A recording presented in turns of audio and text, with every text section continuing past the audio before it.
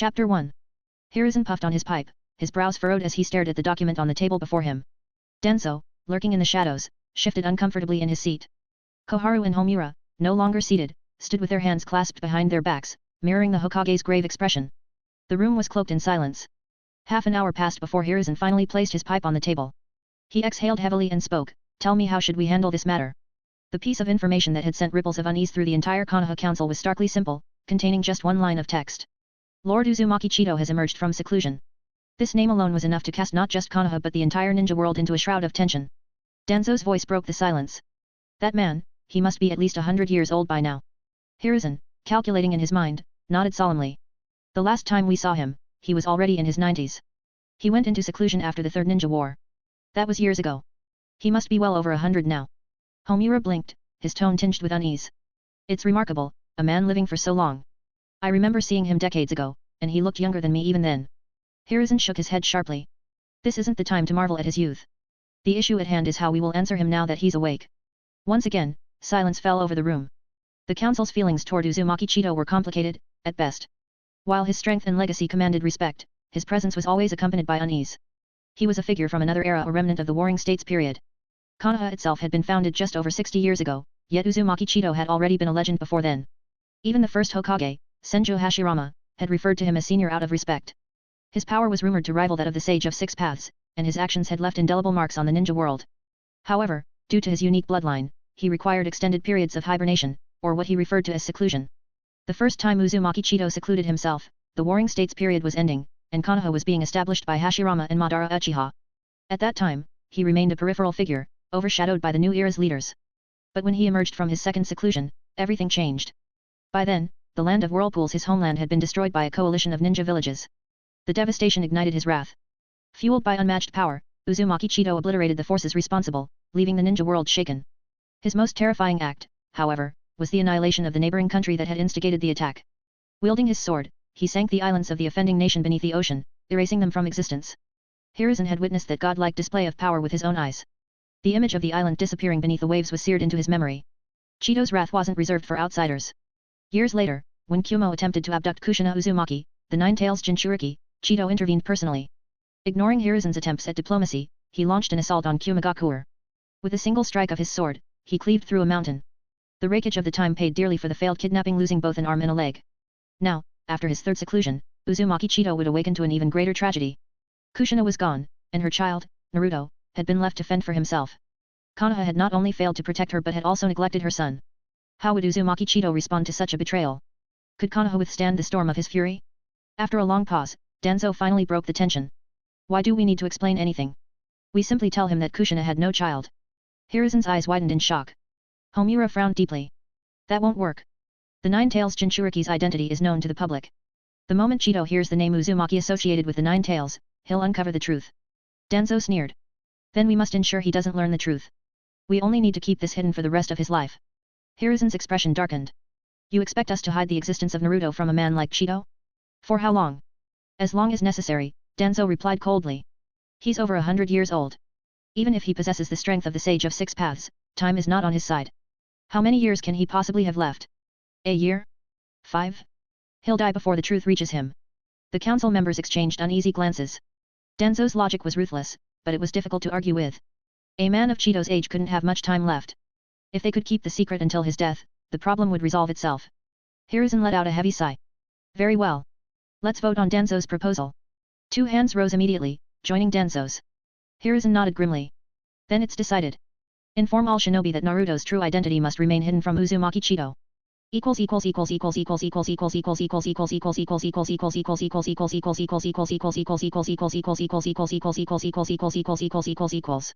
This is actually an old fanfic I translate way back, but due to some demand I decided to pick it back up. Enjoy like always this early mass release. Support me at patreon.com/goldengaruda and check out more chapter of this or more early access chapter of my other chapter. Thank you and happy holiday.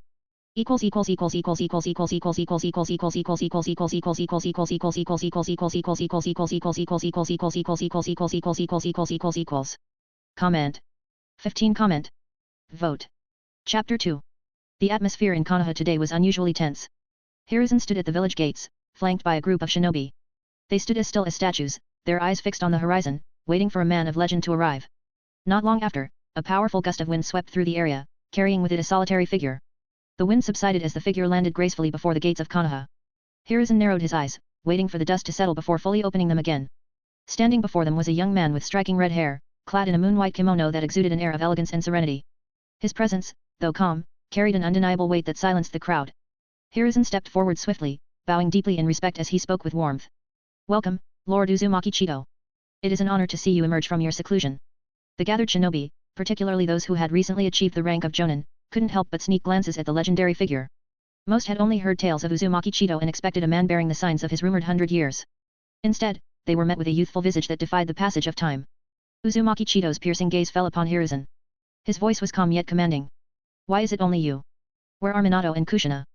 Hiruzen froze, his expression betraying the mental preparation he thought he had made.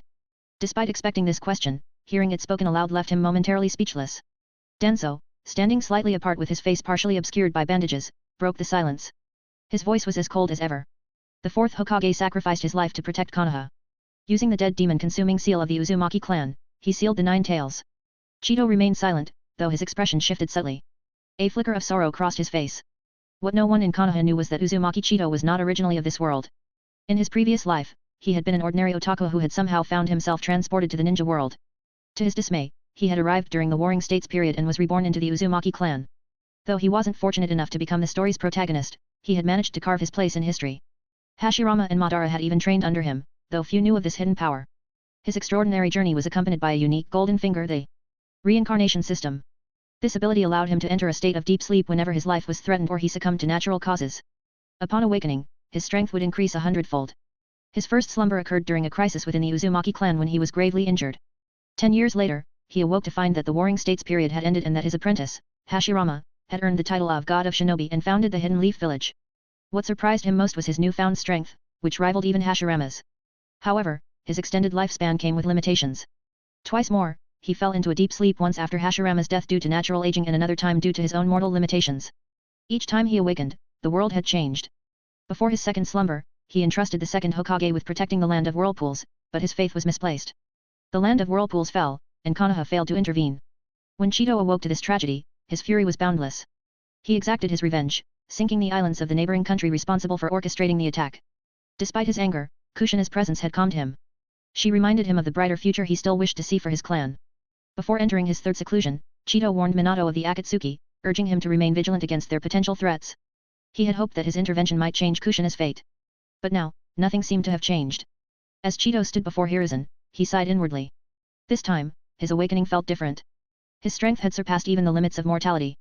He wasn't sure if he could call it immortality, but the constraints of a human lifespan no longer applied to him. Unless someone of greater power challenged him, he would no longer face the deep sleep that had defined his existence. Hiruzen watched Chitō's contemplative expression and felt his heart grow heavy. What could the legendary figure be thinking? His silence was unnerving, and the weight of his presence made the gathered shinobi restless. After a long pause, Chitō spoke again, his tone calm but firm. What about Kushina's child? I remember they were already married before I entered my slumber. Danzo's response was immediate and without hesitation. Lady Kushina was indeed pregnant at the time. But both she and the child were killed by the 9-tailed demon fox. Chito's eyes widened briefly, and an invisible pressure filled the air. Chakra, faint but palpable, radiated from him, sweeping across Kanaha like a silent storm. His gaze grew distant as he processed the information. Could it be that his presence, as a traverser, had disrupted the flow of this world? Had his existence erased the protagonist's very future? Not really. Support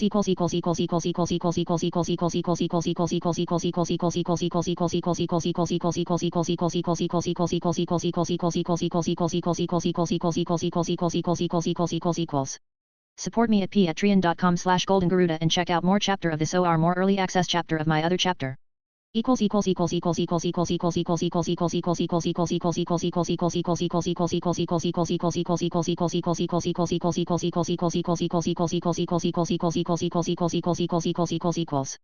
Comment. 7 comment. Vote. Chapter 3. Chakra swept swiftly across Kanaha, rippling through the village like an unseen tide. Uzumaki Chito's eyes narrowed as he honed in on the presence he sought. Within moments, his senses led him to a small figure at the ninja academy, a boy with bright blonde hair and mischievous blue eyes, strikingly reminiscent of Minato in his youth, save for the distinctive whisker marks on his cheeks. Chitō frowned, his expression darkening. His gaze returned to Hiruzen and Danzo. Are you certain Kushina didn't leave a child? Danzo nodded curtly, his face impassive. Hiruzen hesitated but ultimately gave a reluctant nod.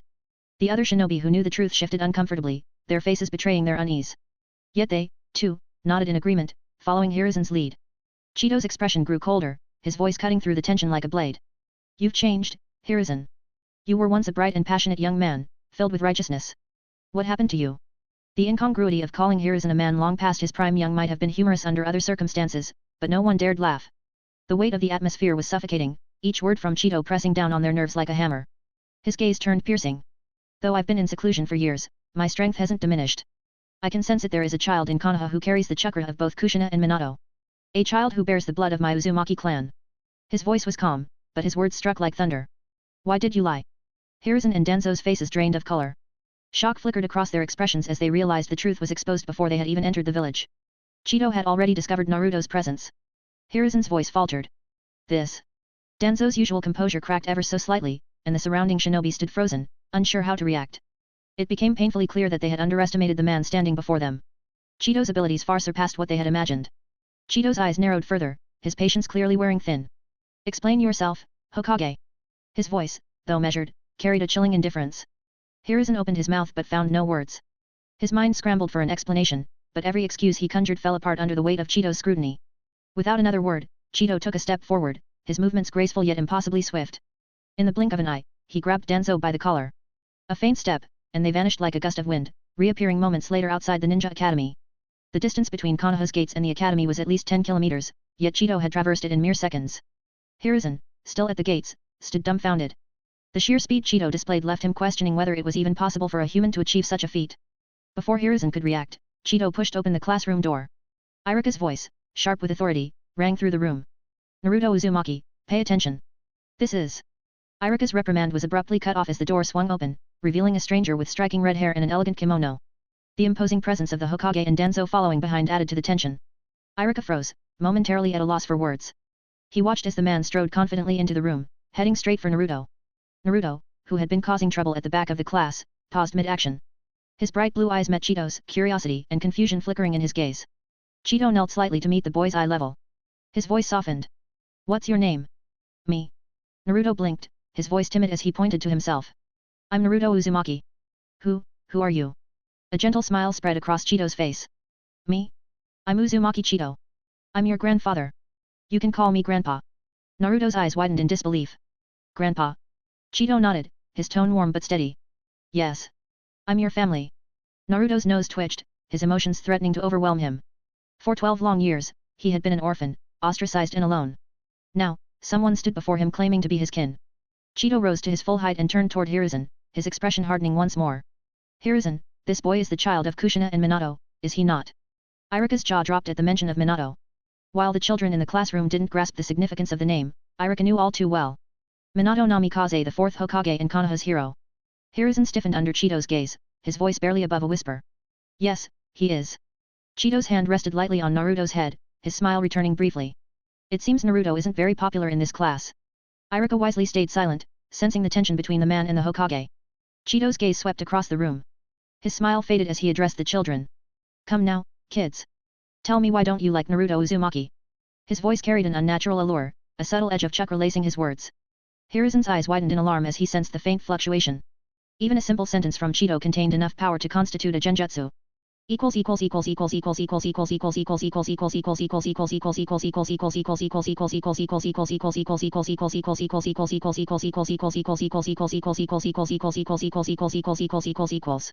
Support me at patreon.com/goldengaruda and check out more chapter of this or more early access chapter of my other chapter.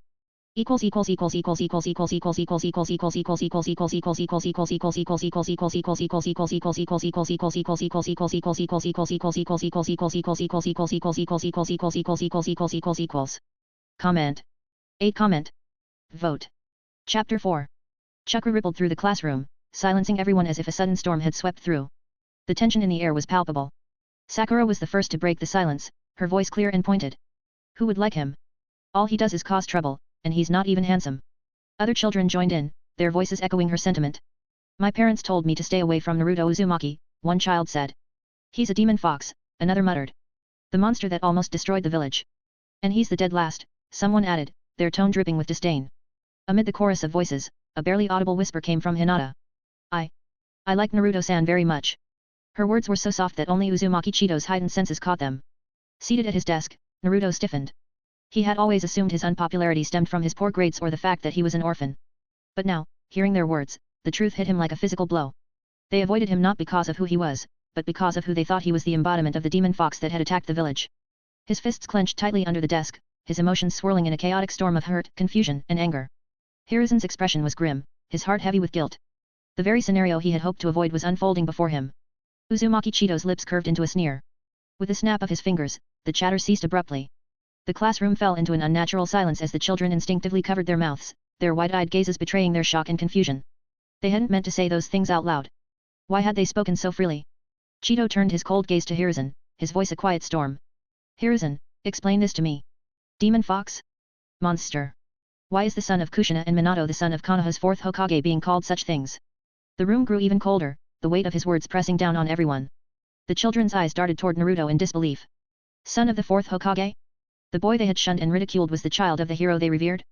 Shikamaru's usually lazy expression sharpened, a look of realization crossing his face. The pieces clicked together for him, though he remained silent. Hiruzen stammered, his voice shaky. I didn't want Naruto to grow up basking in adoration. It could have made him arrogant. His justification faltered under the weight of Chito's piercing stare. The excuse, weak as it was, sounded hollow even to Hiruzen's own ears.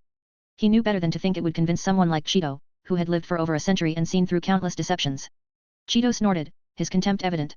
Just as he was about to press further, Naruto interrupted, his voice trembling. Grandpa Hokage, is it true? Am I really the son of the fourth Hokage? Hiruzen hesitated but eventually nodded. Yes, Naruto, it's true. The confirmation hit Naruto like a tidal wave. Tears welled up in his eyes as years of pain and confusion erupted all at once.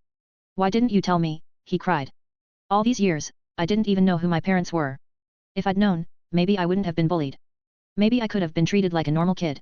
Instead, everyone in the village sees me as a monster. Why?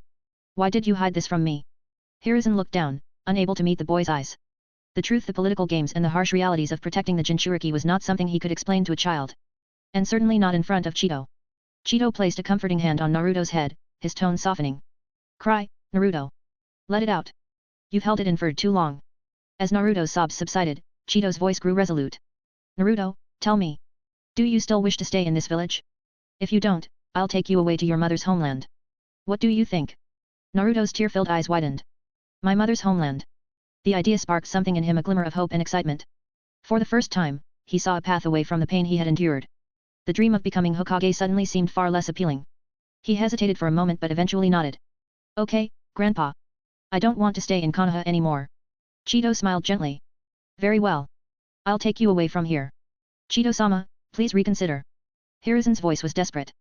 Naruto can't leave Kanaha. He's special. He's what Minato wanted to protect. Chito's expression darkened, his gaze like ice. And how does this treatment of Naruto honor Minato's wishes? His tone grew colder with every word. You let him suffer, ostracized and unloved, in the very village his parents gave their lives to protect. Hiruzen's voice trembled as he replied, Chito-sama, if you take Naruto away, don't blame us for acting against you. Chito's laugh was low and dismissive. What I choose to do, no one can stop. If Hashirama were alive, perhaps Kanaha would have the strength to challenge me. But you. His eyes narrowed, and his voice dropped to a dangerous whisper. Are you even worthy?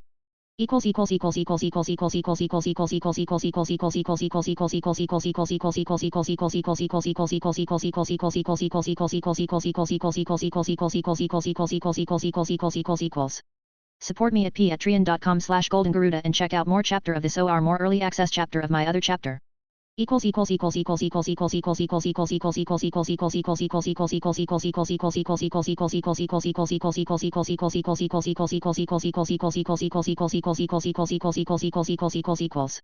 Comment. 7 Comment. Vote. Chapter 5. Hiruzen's face twisted with a mix of frustration and disbelief. He questioned himself inwardly. Could the gap between him and the first Hokage truly be so vast? After all, he was recognized as the strongest Hokage in history.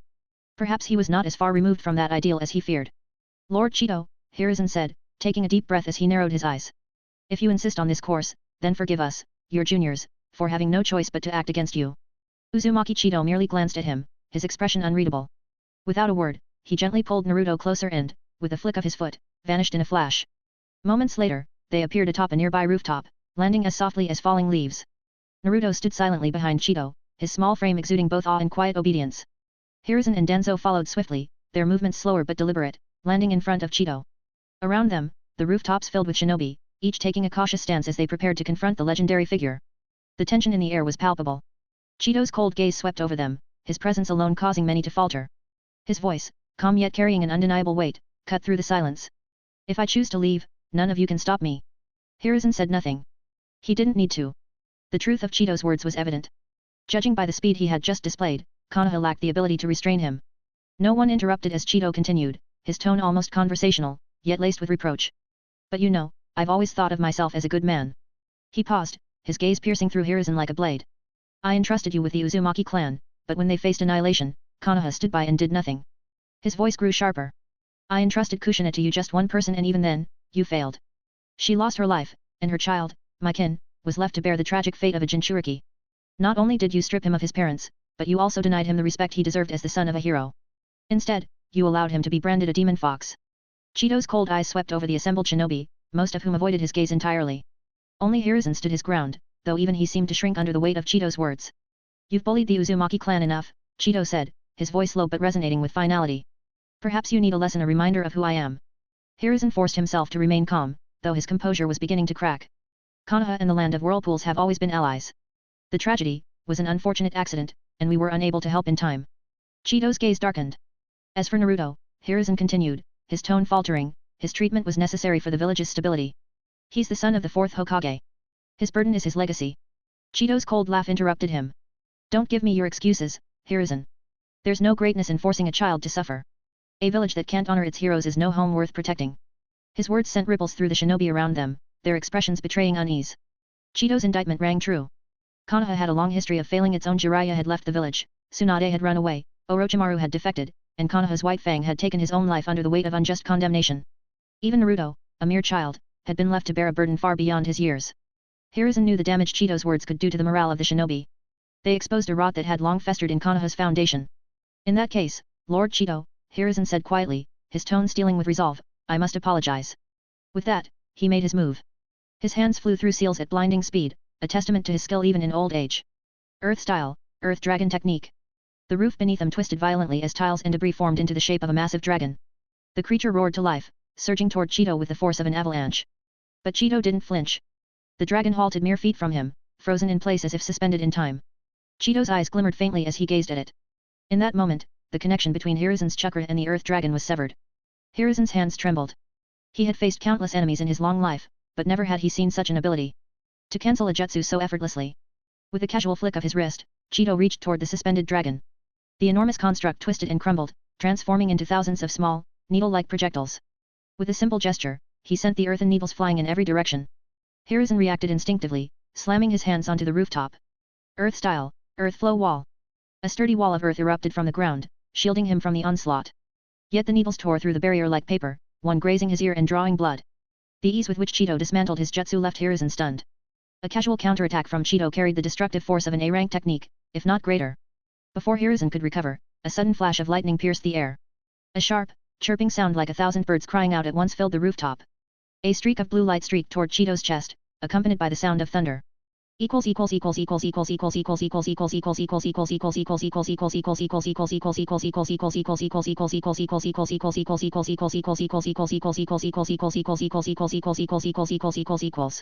Support me at patreon.com/goldengaruda and check out more chapter of this or more early access chapter of my other chapter.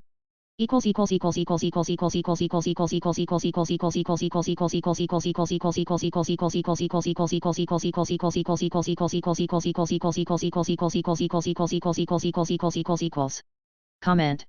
7 comment. Vote. Chapter 6. Lightning Style, Chidori. The crackling sound of electricity echoed through the air, sharp and menacing. It was Kakashi Hataki's signature move, a technique renowned for its lethality in close combat. Once unleashed, there was no target it couldn't pierce. Kakashi had been waiting for this moment, hidden in the shadows. Using the distraction created by the third Hokage's attack, he saw his chance. Silently, he dashed forward, his electrified hand aiming directly at Uzumaki Chito's chest. He was mere inches away, his Chidori poised to strike. But that was as far as he got. Chitō turned his head slowly, his expression as calm as if he were pouring tea. With almost lazy precision, he raised his hand and caught Kakashi's wrist mid-attack.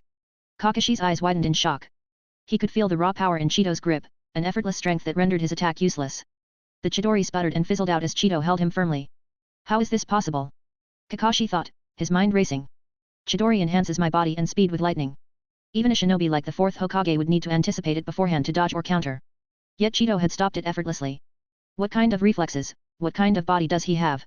Kakashi thought, disbelief evident in his expression. This man is over 100 years old.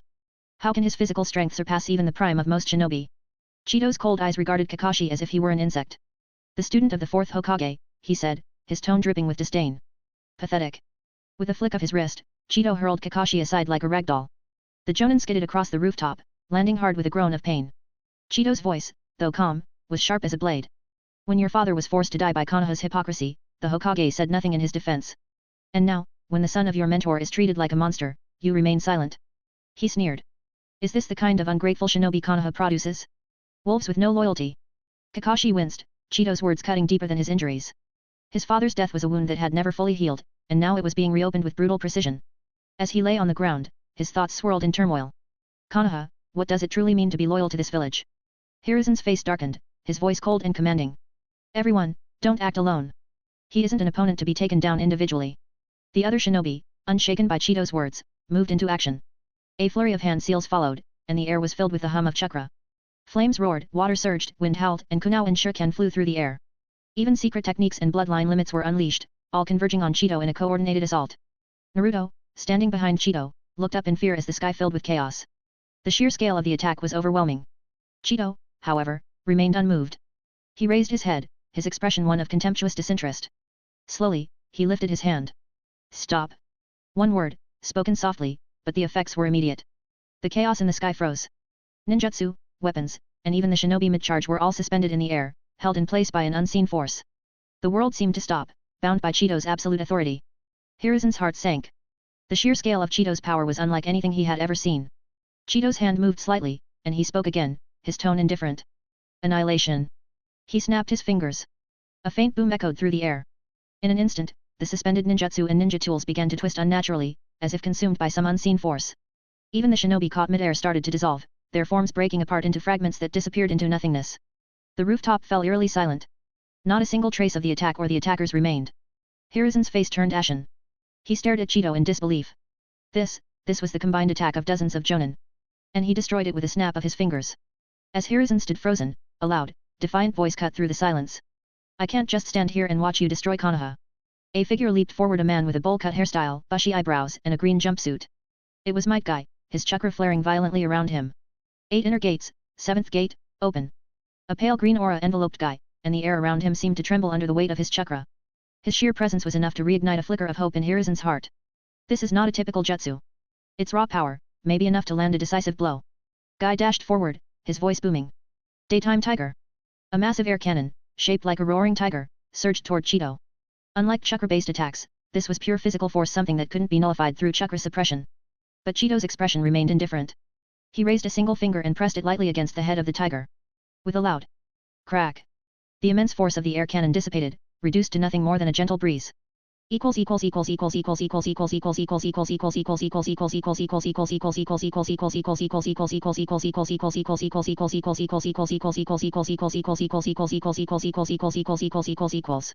Support me at patreon.com/goldengaruda and check out more chapter of this or more early access chapter of my other chapter.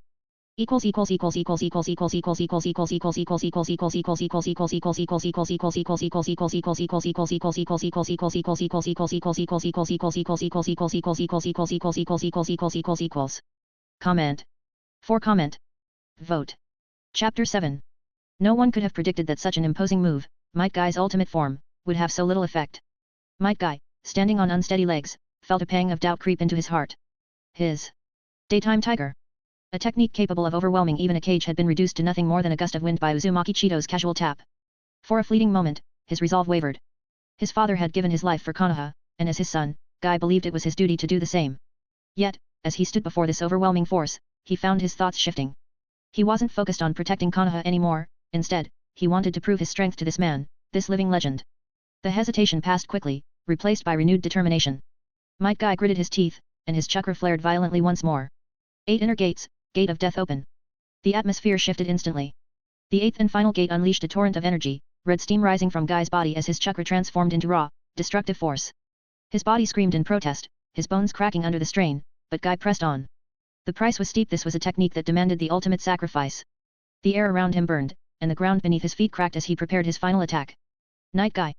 The red aura surrounding him swirled into a massive, dragon-like form as Guy launched himself at Uzumaki Chitō with a force that seemed to warp the air around him. His kick, honed with every ounce of his life force, tore through the distance between them in an instant. This was a move capable of bringing even Madara Uchiha, a wielder of the Rinnegan, to the brink of death. But against Uzumaki Chitō, it wasn't enough. Chitō raised his arm, chakra condensing into a light blue armor that encased it. Guy's kick collided with the shield, and for the first time, a visible crack appeared. The ground trembled under the impact, and a shockwave rippled outward, but the damage stopped there. The shield remained intact, and Chitō stood unmoved. Even as his shield cracked slightly, Chito's expression remained calm. Not bad, he said, his voice tinged with genuine admiration. You've pushed a mortal body beyond its limits and managed to damage something of mine. That alone is worthy of praise. But his words carried no warmth. To Chitō, the effort was commendable, but ultimately futile. Guy's body gave out, the toll of the 8 inner gates too much to bear. He collapsed onto the ground, steam rising from his withered form. His ultimate move had only managed to crack a chakra shield one Chitō had created with little effort. Kanaha's final hope had fallen. Chito's gaze swept across the scene, lingering on Hiruzen's pale, despairing face. Is this all Kanaha has to offer? He asked softly. Have you fallen so far from the ideals of the village my disciple once envisioned? Hiruzen's hands clenched into fists, his teeth gritting in frustration. But he said nothing. What could he say? The truth of Chito's words was undeniable. Chitō raised his hand, and the shattered tiles and debris around him began to rise into the air, twisting into sharp, jagged shapes. His intentions were clear. He was preparing to destroy Kanaha. Naruto watched from behind, fear and confusion warring in his eyes. He couldn't reconcile the kindness Chitō had shown him moments ago with the destruction he now threatened to unleash. Chito's voice was cold as he murmured, "This is not the Kanaha I knew. The village that Hashirama built with his ideals is long gone. This, abomination, isn't worth preserving." Just as he was about to unleash the devastation, a sharp, angry voice interrupted him. Uzumaki Chitō. Chitō turned his head, his movements unhurried. His eyes settled on the source of the voice, Danzo Shimura. Danzo stepped forward, his usual stoicism replaced with raw intensity. In a dramatic motion, he tore the bandages from his face, revealing a scarred visage and a single blood-red eye embedded in its socket. The eye was unmistakable to all who saw it. Sharingan. Gasps rippled through the remaining shinobi. This was no ordinary Sharingan. The eerie pattern in its pupil, distinct from the 3 Tomo, carried an ominous air. It was the Mangeki Sharingan. A treasure of the fallen Uchiha clan. Without hesitation, Danzo activated the eye's ultimate technique. Koda Amatsukami. The most powerful genjutsu in existence surged forth, its influence invading Chito's mind. It wasn't a simple illusion but a technique that rewrote the will of its target, bending them to the caster's desires without their knowledge. The weight of Danzo's will crashed into Chito's consciousness like a tidal wave. It was a technique that had no equal, capable of subtly altering reality itself. For a moment, silence reigned. Support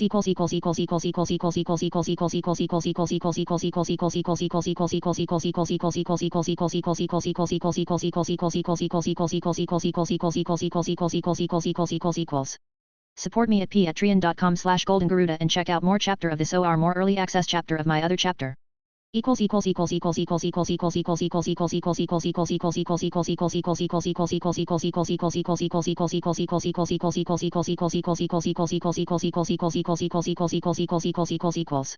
Comment. 7 comment. Vote. Chapter 8. Danzo looked at his technique, and there was no movement in the center of Uzumaki Chito's body, which made him breathe a sigh of relief. Danzo, what's going on with your eyes? Hiruzen asked, shocked. Didn't you lose your eyes in the war? Why have they been replaced with a Sharingan? And not just any Sharingan, but a Mangekyo Sharingan? Danzo whispered, I'll explain, later. Hiruzen swallowed the words that were about to escape his throat. Danzo tilted his head, staring at Uzumaki Chitō. From now on, you are a ninja of Kanaha. Everything you do will be dedicated to Kanaha, loyal to Kanaha, and loyal to me. His sudden commanding tone surprised everyone present. They didn't understand where Danzo had gotten the confidence to say such things. Was it because of his eyes? It seemed Danzo noticed the doubts in the eyes of those around him. He raised his hand, touched the Sharingan eye, and explained, this Mangekyo Sharingan carries a special technique called Koda Amatsukami. This is the strongest genjutsu. As long as I wish, I can permanently and completely change a person's mind and will. Danzo took a deep breath. Although it's not easy to admit, I've always kept this ace hidden in Kanaha for survival. But now that such a strong person has appeared in the village, it's time to use this technique. Uzumaki Chitō chuckled. Koda Amatsukami. It's a good name. But are you sure this will have any effect on me? Danzo's words were interrupted by Uzumaki Chitō, his cold gaze piercing like a sword.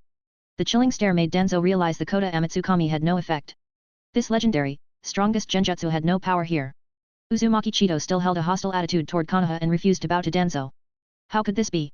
Danzo was stunned, cold sweat beginning to pour from his back. Your genjutsu can indeed be called the strongest, Uzumaki Chitō chuckled. As for why it doesn't work on me. Uzumaki Chitō raised his face, his expression cold. Do you think the fragile will of mortals can affect gods? Mortals. Gods. These two words perfectly summed up the gulf between Kanaha's ninjas and Uzumaki Chitō. Let Kanaha. Uzumaki Chitō began, raising his hand, preparing for the final strike to destroy Kanaha. But then his movements suddenly stopped, and his gaze flicked to the side. In a corner of the ninja school, a dark shadow shuddered. That gaze. It knew of its own existence. The shadow almost subconsciously tried to flee. Uzumaki Chitō made no move to stop it, but he couldn't help thinking this black shadow was Zetsu, the only one in the entire ninja world with such a habit of spying. Uzumaki Chitō glanced thoughtfully at Naruto. A thought suddenly flashed in his mind. If he let Kanaha fall just like this, it would be too boring. Perhaps he should do something more interesting, train Naruto, maybe even let Naruto join Akatsuki, and watch the hero's son destroy Kanaha himself? The legendary child of destiny, the one who would save the world, now choosing to become the demon king who would destroy Kanaha? Wouldn't that be more interesting than simply destroying Kanaha with his own hands? As Uzumaki Chitō clenched his palm, the earth blade in the sky vanished. I will spare your lives, give you a chance to survive. I hope you can fight again in the future. Looking at the group of black-pressed ants below him, Uzumaki Chitō pulled Naruto toward him and slowly ascended into the air. From high above, he revealed the posture of a god. Don't go against my will, or this game will become boring. Hiruzen, oppressed by that gaze, found himself unable to lift his head. Kanaha had suffered such humiliation. It had been swaggered upon by outsiders, its most important people taken away. But despite using all their ace cards, they had failed to stop this man. A sense of powerlessness. A heavy feeling of helplessness hung over the entire village. Uzumaki Chitō was about to fly away, but then his movements froze. He waved his hand Might Guy, who had fallen unconscious on the ground, and in another corner of the village, a young man with thick eyebrows, wearing a green tight suit and a watermelon head, also flew over. These two could be considered some of the few true ninjas left in Konoha. With these three, Uzumaki Chitō broke through the air and flew toward the distant sky. It wasn't until he reached a peninsula near the sea that he stopped, descending slowly. Here, only ruins remained, and moss grew in rows, burying the remnants of what once stood. Naruto looked at the scene, a somewhat dazed expression on his face. Uzumaki Chitō, looking at the ruins, appeared a little nostalgic. He sighed softly. This was once the residence of the Uzumaki clan, the former owners of the land of whirlpools. Your mother's hometown.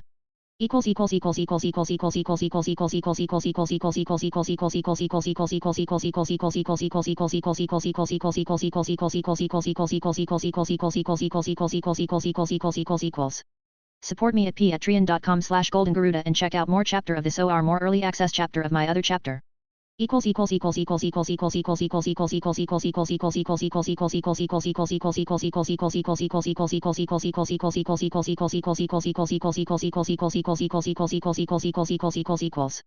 Comment. 8 comment. Vote. Chapter 9. Naruto Uzumaki nodded. The connection to his heritage made him realize that this land held great significance for him. A ninja seal formed in Uzumaki Chitō's hand, and with a rumbling sound, several vines burst through the surrounding ground, twisting and weaving together to form 2 houses. Let's go. This is our home, Uzumaki Chitō said as he took Naruto by the hand and walked toward the house. There were 2 figures floating nearby. Rock Lee, who was still stunned by Uzumaki Chitō's power, and Might Guy. Leaving Rock Lee and Guy behind, Uzumaki Chitō led Naruto back out of the house and sat down beside the ruins. Do you want to get stronger, Naruto? Uzumaki Chitō asked softly, his gaze fixed on Naruto. Naruto nodded firmly. Today's events had shaken him deeply, almost enough to cause a shift in his personality, leaving him unusually quiet. But the desire to grow stronger burned even fiercer within him. Naruto longed to possess the strength of Uzumaki Chitō, to have his freedom and power. But I don't think I have the talent to be a ninja, Naruto said, his voice tinged with disappointment as he looked down. I can't even use the clone technique. No matter how hard I train, I can't seem to get to the same level as everyone else. Uzumaki Chitō laughed softly and ruffled Naruto's hair. You are the child of the most talented woman in my Uzumaki clan, and your father was a rare genius in the ninja world. How could you lack talent? Naruto looked up, confused. If he was so talented, why couldn't he even perform the basic clone technique? Uzumaki Chitō continued, the reason you can't use the clone technique isn't because of a lack of talent. It's because there's a troublesome little guy inside your body. Troublesome little guy. Naruto blinked in confusion, subconsciously placing his hand on his stomach. Uzumaki Chitō raised his hand and lightly touched Naruto's stomach. At one point, he had considered pulling the 9 tails out of Kushina's body. At that time, his strength was still on par with Hashirama's, and he was far from the power of the Sage of 6 Paths. He hadn't been able to extract the 9 tails without harm to Kushina. But now, he had the strength to do so. A massive spiritual force slowly pulled out of Naruto's body, not the 9 tails' physical form, but its soul. No matter how the 9 tails might have felt about it, it was a benefit for Naruto to possess its essence. Uzumaki Chitō looked forward to seeing if Naruto could tap into the Nine Tails chakra mode under his guidance. The red spirit fell to the ground and shifted into a small fox. The Nine Tails was disoriented. It had been peacefully resting in the depths of the sewers when its soul was suddenly pulled out, bringing with it a feeling that resembled the one it had felt when it was sealed by the fourth Hokage. But it was powerless to resist, forced to allow its soul to be extracted. Then it realized that everything around it had changed, and it was once again seeing the world. And a familiar, unpleasant figure. "It's you," the Nine Tails growled, baring its teeth as it glared up at Uzumaki Chitō. "Wait, look up." The Nine Tails quickly realized why it was looking up at a human. It looked down and saw that its body had shrunk to the size it had been in its infancy. Uzumaki Chitō casually scooped up the Nine Tails, holding it in his arms and petting it without a care. "See, this little guy inside you is the cause. It interferes with your chakra, making it impossible for you to use the clone technique properly." Naruto stared at the Nine Tails in Uzumaki Chitō's arms, still in shock. He couldn't believe there had been a living creature inside him all this time. In all his years, he had never noticed it. The Nine Tails was furious. It was the most powerful of the tailed beasts, the very symbol of strength. How could it have been insulted like this? "Damn Uzumaki, let me go." The Nine Tails gritted its teeth and struggled. Uzumaki Chitō flexed his grip. The Nine Tails immediately stopped moving, no longer daring to resist. Has it only been 20 years for this man to become so terrifying, the Nine Tails thought, trembling slightly. It let out a low whine, its tail shrinking in submission. Uzumaki Chitō looked at the creature and casually stroked its tail. "Now I'm going to give you a choice. Suppress your chakra, assist Naruto, and every day, I'll give you some time to be free in this form. Otherwise." Uzumaki Chitō narrowed his eyes slightly. The Nine Tails immediately nodded, its voice trembling. "No problem, Chitō. I agree to your deal." "Eight thunder a fox indeed." Uzumaki Chitō didn't care about the Nine Tails' brashness, but instead turned to Naruto with a smile. "Now, why don't you try the clone technique again?"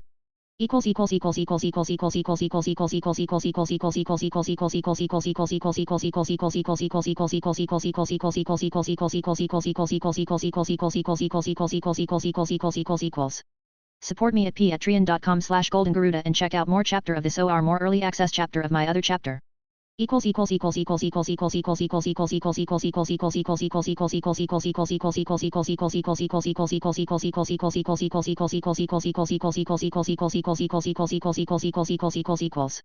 Comment.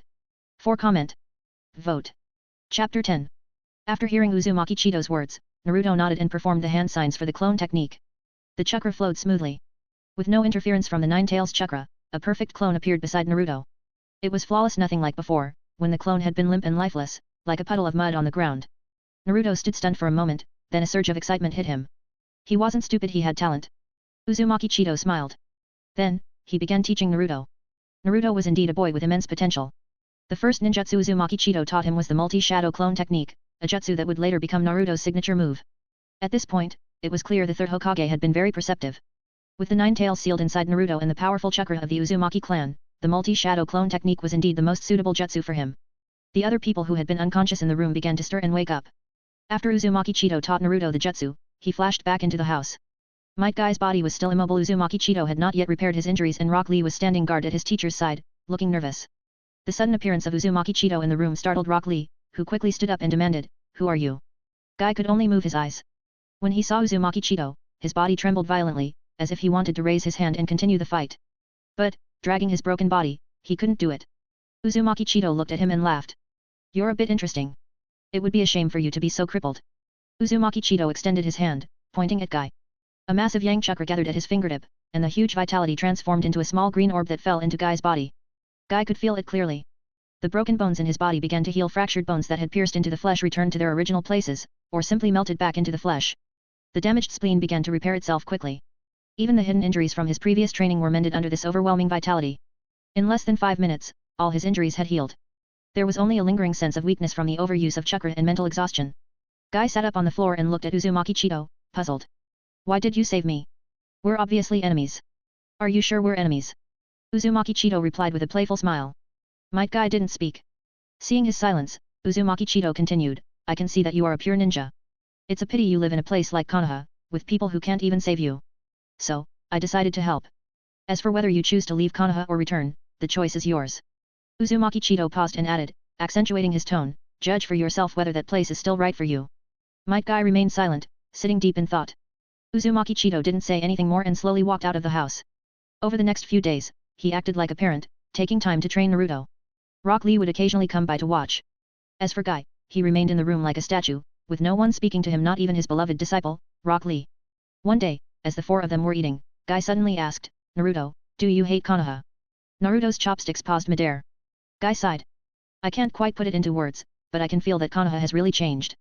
It's not the same as it was before. When had Konoha started to change? Might Guy began to think back.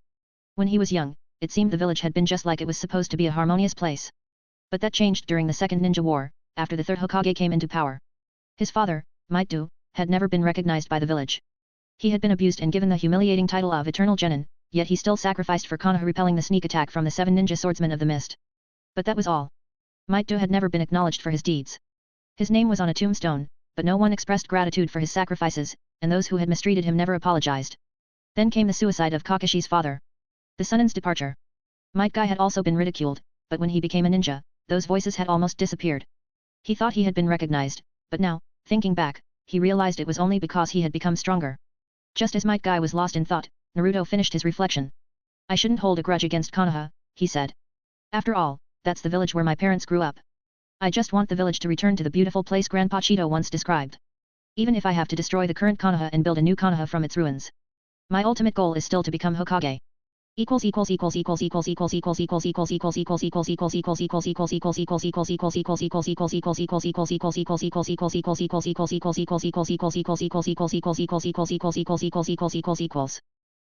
me at patreon.com/goldengaruda and check out more chapter of this or more early access chapter of my other chapter.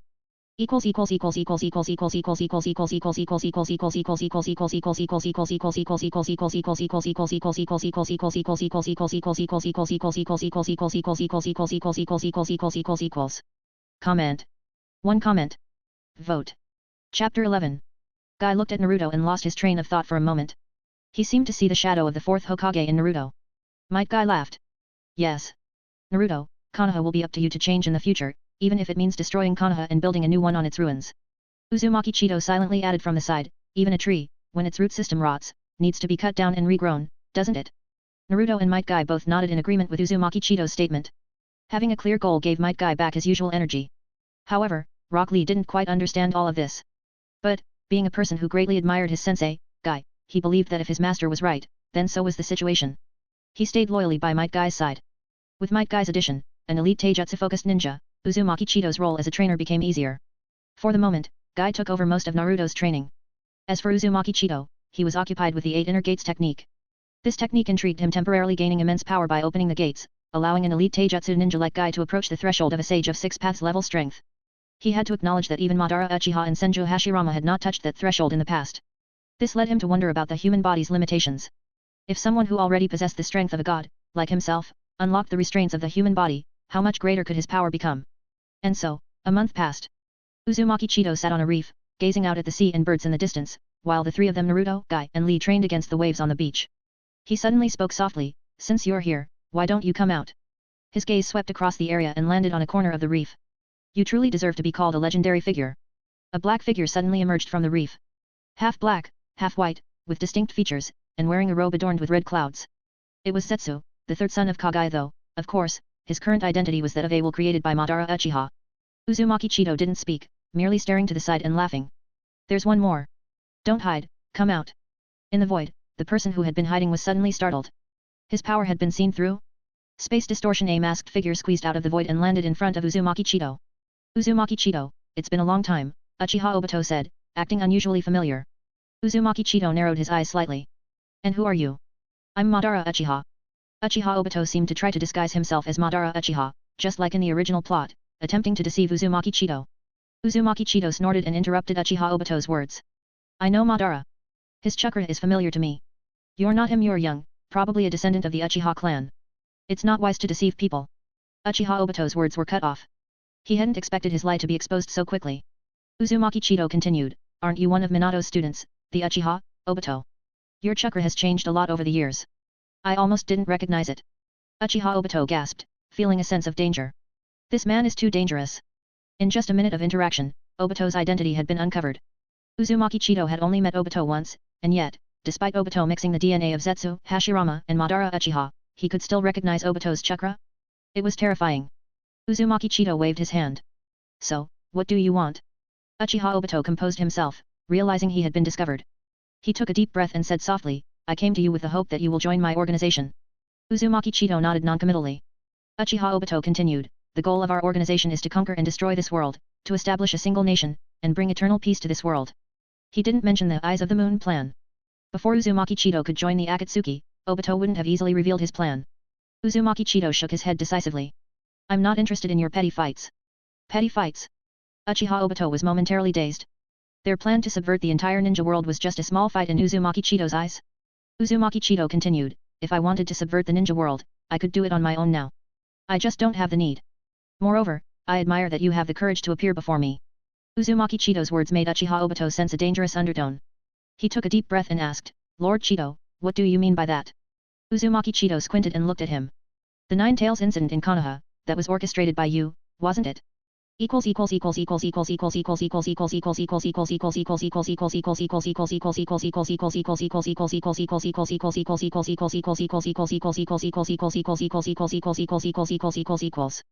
Support me at patreon.com/goldengaruda and check out more chapter of this or more early access chapter of my other chapter.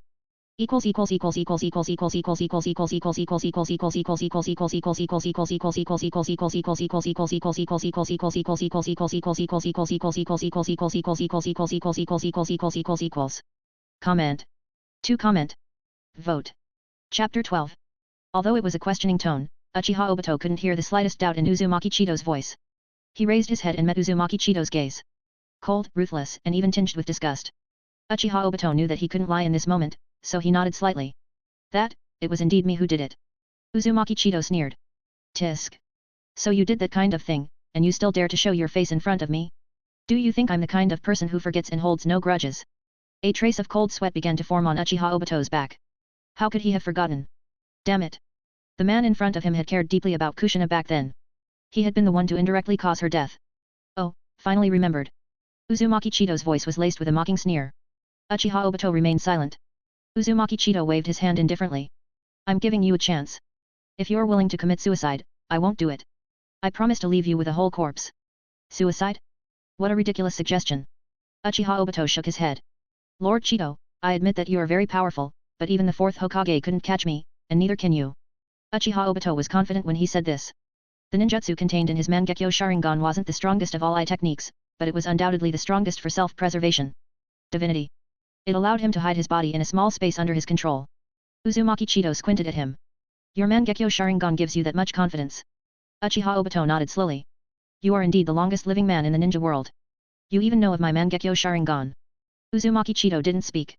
Instead, he slowly stood up and walked toward Uchiha Obito.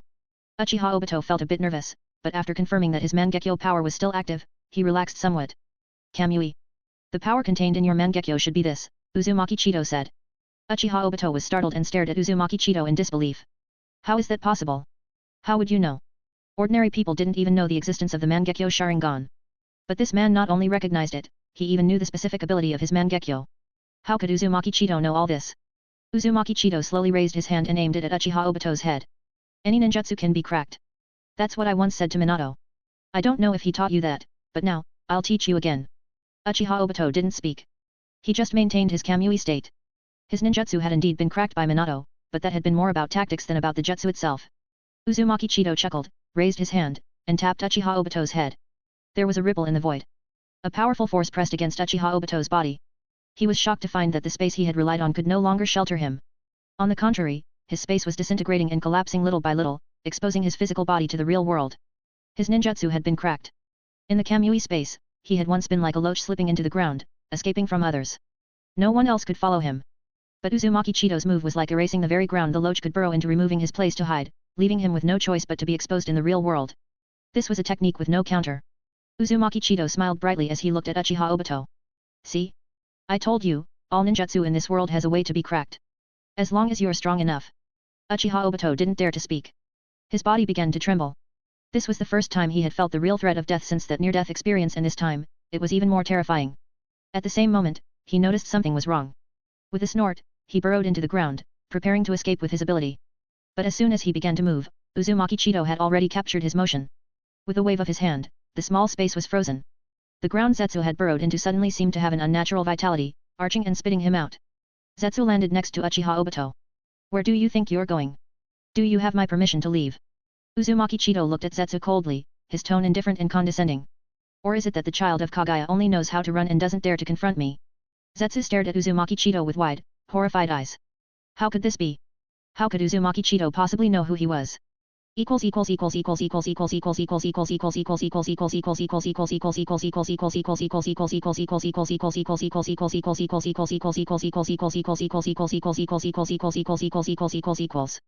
Support me at patreon.com/goldengaruda and check out more chapter of this or more early access chapter of my other chapter.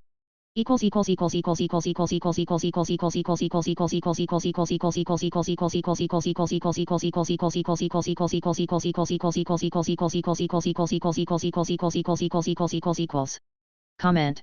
To comment. Vote. Chapter 13. The Child of Kaguya Otsutsuki. Uchiha Obito turned his head, looking at Zetsu with suspicion. This name, he had never heard of it. But Zetsu was born because of the will of Uchiha Madara. Who is this Kaguya? Looking at Zetsu's face, it seemed that Uzumaki Chitō was not wrong. Zetsu's voice was hoarse, and he looked at Uzumaki Chitō with a cold expression. How do you know? Why do you know? Uzumaki Chitō looked at him with pity, as if looking at a stray dog. Why wouldn't I know? Do you think the existence of Otsutsuki Kaguya, and you, is a secret to someone like me? There was silence. After a long moment, Zetsu slowly spoke, let's make a deal. When my mother is resurrected, the world will be divided, and you'll get your half. Uzumaki Chitō looked at Zetsu with strange eyes. Where did you get the courage to make this deal with me? Your mother, she hasn't been resurrected, after all. As long as I want, Otsutsuki Kaguya will never return to this world. And I can take the world for myself. Don't you think your words are ridiculous? There was silence again. Uchiha Obito vaguely sensed that things were different from what he had imagined, but he hadn't had time to ask any questions yet. Zetsu then asked again, with your strength, it would be easy to conquer this world, but you didn't do it. What is your purpose? Zetsu couldn't see through Uzumaki Chitō. There were too many secrets in this man. He had paid attention to Uzumaki Chitō early on. Under Uzumaki Chito's leadership, the land of Whirlpool had been the first country created in this ninja world. It was also under his influence that his disciple Senju Hashirama and Madara Uchiha together created Kanaha. Every time Uzumaki Chitō entered seclusion, his strength would grow exponentially. But whenever Zetsu tried to sneak a peek at Uzumaki Chitō during these periods, he found an invisible force stopping him, making it impossible to get through. Clearly, Uzumaki Chitō could easily unify the ninja world. But he didn't. He took Naruto to live in this country, which had become history. What was his purpose? Zetsu couldn't see it, so he had to ask. Uzumaki Chitō squinted his eyes and said softly, I don't have any purpose. I just think it's fun. Fun. That answer was unexpected. Uzumaki Chitō continued, Uchiha Obito, you were Minato's student, and Kushina treated you like family, yet you killed her. You should bear the consequences. Uchiha Obito's body began to tremble as he looked at Uzumaki Chitō, pleading with sad eyes, hoping for mercy. But his prayers were in vain. Uzumaki Chitō raised his hand and lightly tapped Obito's mask. A stream of extremely condensed chakra severed Uchiha Obito's life and shattered his brain, making him completely dead. It's useful to keep me around, Zetsu began, but he was cut off mid-sentence. Uzumaki Chitō raised his hand and pointed at Zetsu's head, just as he had done with Uchiha Obito. With a simple movement, he annihilated Zetsu's head and took his life as well. This thing couldn't be left alive. An ancient monster who had lived longer than Uzumaki Chitō, who knew what kind of thoughts he was hiding. The best result was to kill him directly. Uzumaki Chitō withdrew his hand and looked thoughtfully at the two corpses on the ground. With a clap of his hands, the seal began. Reincarnation of the dirt. This technique, when it was first developed by Tobirama, had been discussed with Uzumaki Chitō, who had provided insight into sealing techniques. At that time, Uzumaki Chito's strength was still in the mortal realm, and his vision was limited. But now, with his current strength, he had transcended the limitations of the technique itself. He no longer needed to use the body of a living person as a vessel for the soul of the dead. Now, he could keep the bodies of Uchiha Obito and Zetsu alive, then pull their souls back from the underworld and place them in their own bodies.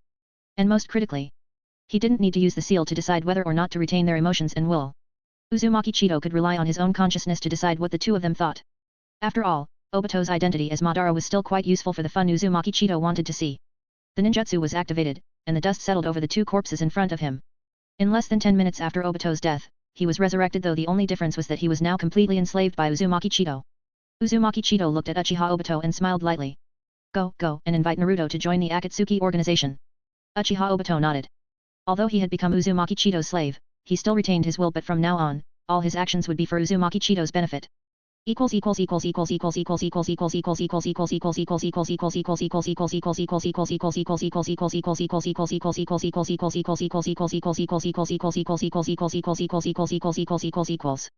Support me at patreon.com/goldengaruda and check out more chapter of this or more early access chapter of my other chapter.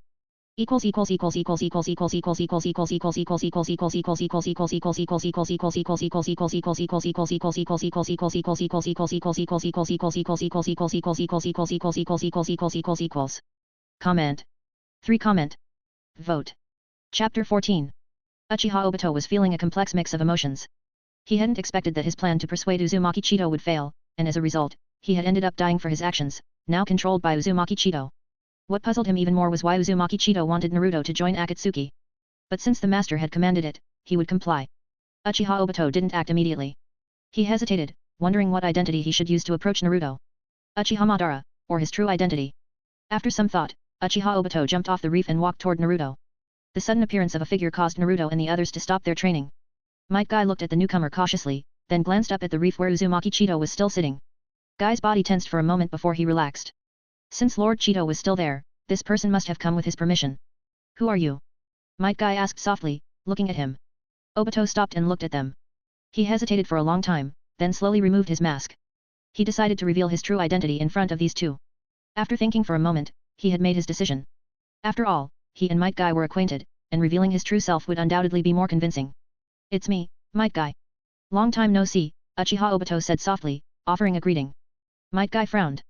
He felt a sense of familiarity but couldn't place it. Until he saw the Sharingan in Obito's right eye, which reminded him of Kakashi. At that moment, he suddenly realized. You're Obito, Uchiha Obito, aren't you dead?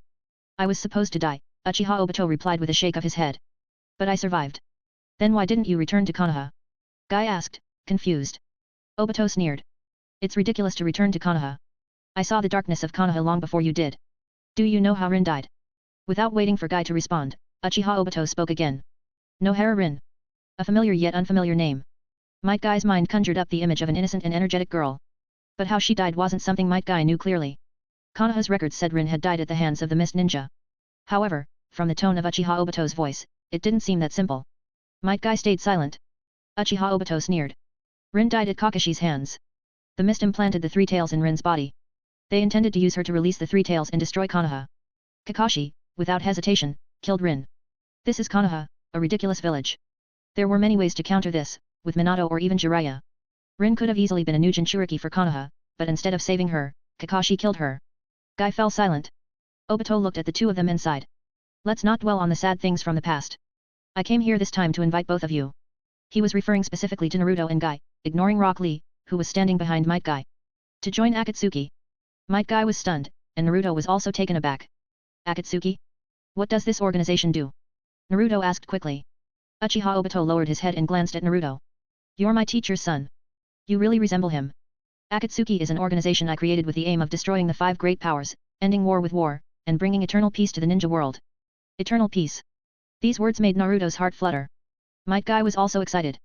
They both glanced at Uzumaki Chitō, and Uchiha Obito spoke softly, that Lord, he is indifferent to the affairs of the ninja world. He will not stop us, and similarly, he will not help us. Might Guy was still thinking. Naruto nodded decisively. Okay, I've decided to join Akatsuki. I want to bring true peace to the ninja world. I want to become a Kage who makes everyone happy. Uchiha Obito smiled slightly. This kid really looked a little like him. Naruto had agreed, and Might Guy didn't hesitate for too long before agreeing as well. Uchiha Obito looked at them and smiled slightly. Very good. Welcome to Akatsuki. On the other side of the sea, the sun glowed with a scorching light. Uzumaki Chitō squinted his eyes slightly, watching. As a senior figure, Uchiha Obito had taken on the task of training Naruto along with Guy during this time. Chitō Uzumaki had only handed Naruto some basic sealing techniques and his father's signature jutsu, Raise Nan. After all, Naruto without Raise Nan was like a burger without the meat.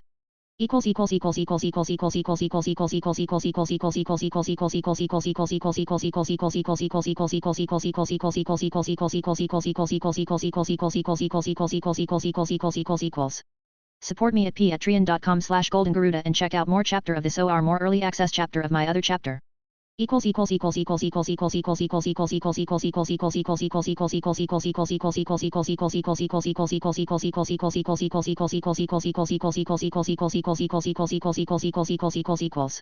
Comment.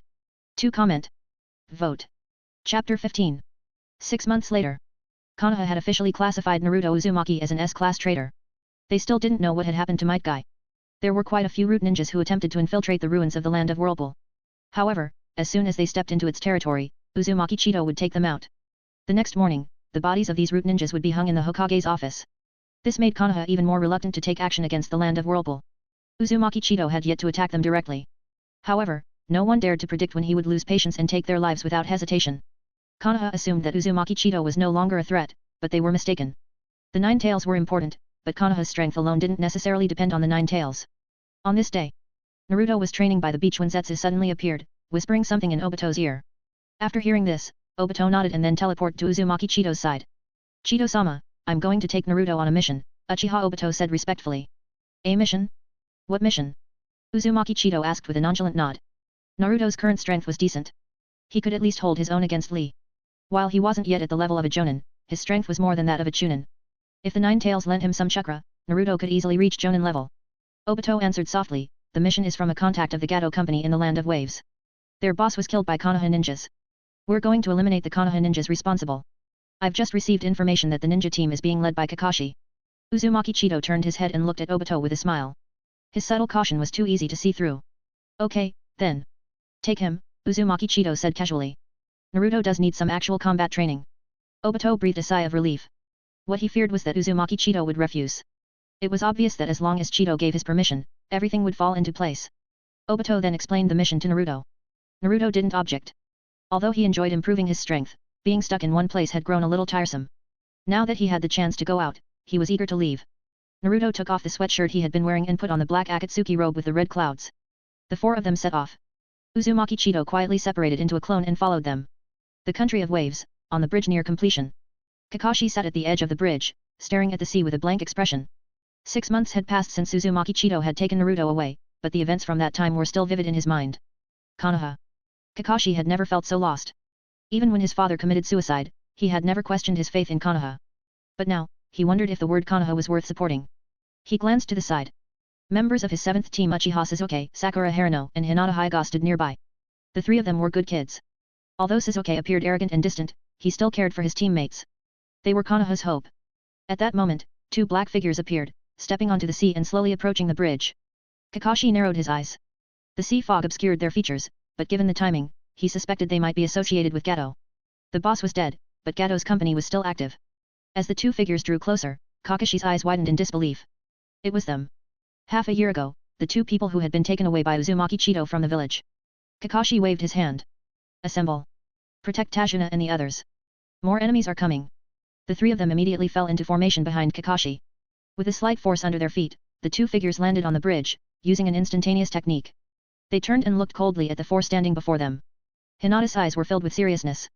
She finally saw the person she had been thinking about day and night, but why, in Kakashi's words, did he seem to be an enemy? Naruto Uzumaki. And might guy. Kakashi took a deep breath, forcing himself to calm down. I didn't expect to meet you in this capacity at this time.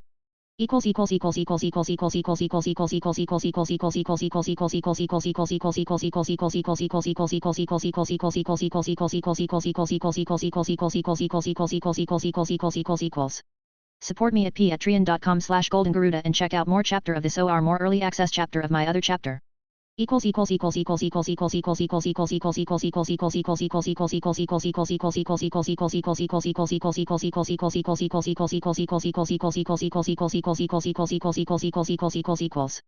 Comment. 0 comment. Vote. Chapter 16. Kakashi, Guy spoke slowly, it's nice to see you again. Kakashi shook his head. I'm not happy.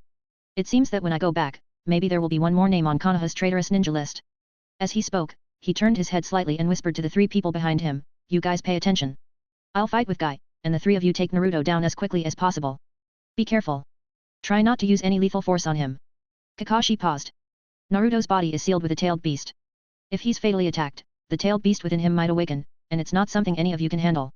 Sasuke nodded heavily. Understood. However, neither he nor Sakura took Naruto seriously. At the Ninja Academy, he had been the dead last who couldn't even use the clone technique. He had challenged Sasuke a few times, but Sasuke defeated him without much effort. Even with a tailed beast inside him, without threatening Naruto's life, they could easily subdue him.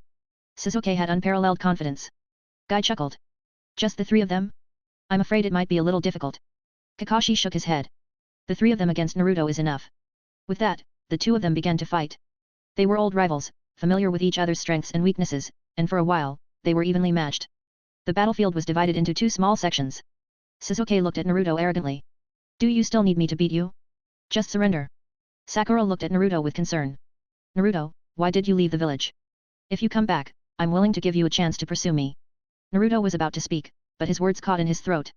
He looked at Sakura-chan in astonishment, the girl he had once liked, his eyes full of incredulity. Why would she say such shameless words? Hinata didn't speak but simply looked worried. Naruto sneered. You guys, I'm not the same Naruto as before. How could I go back to a place like the rotten Kanaha? Sasuke rubbed his wrist. In that case, don't blame me for being ruthless. With a thud, Sasuke used a slight force under his feet and rushed toward Naruto, his fists clenched and aimed at Naruto's head. Naruto didn't make a move, which seemed to Sasuke like Naruto had been scared silly. But then there was a snap. Sasuke found that his body could no longer move. His wrist had been grabbed by Naruto, and the force crushed him, staggering his body. Is that all there is to it? Naruto sneered, then threw Sasuke aside. Sasuke stumbled several times before finally falling at Sakura's feet. One hit? Sakura and Sasuke's eyes were full of disbelief. Especially Sasuke, who was completely stunned. He never imagined that one day, he would be knocked to the ground by the dead last. It was shocking. Sakura hurriedly picked Sasuke up and turned to Hinata. Let's fight together. Naruto's strength. Sasuke shook off Sakura's hand and said stubbornly, no, I can do it alone. He still thought that it was just a small mistake, that he had underestimated his enemy. He admitted that Naruto may be a qualified opponent, but he certainly didn't think Naruto could beat him. Sasuke slowly stood up. You've grown a little in the past 6 months. Naruto didn't speak. Sasuke continued. I'll take you seriously next. Seal. Fire style, great fireball technique. A massive fireball erupted from Sasuke's mouth, billowing toward Naruto. If this technique had been performed by Obito, it might have been a real challenge for Naruto. But from Sasuke, with the level of a genin. Naruto pursed his lips. He didn't even dodge. A strange chakra appeared on his body, condensing into a massive claw that reached forward and collided with the fireball. With a snort, the fireball went out. Sasuke was shocked before he could react. Naruto had already rushed toward him with a speed faster than the naked eye could track. Without performing any seals, a dazzling blue light blossomed in his hand. Sasuke felt his whole body twist in the spiral airflow, and before he could recover, he was slammed into the bridge, leaving irregular cracked marks. One hit. Still just one hit. Sasuke, not unconscious but lying on the ground like a salted fish, stared at the sky above him with a dazed expression. Why? Why had the dead last, who was once no match for him, become so powerful in just half a year? He, the proud Uchiha, wasn't even an opponent for the dead last?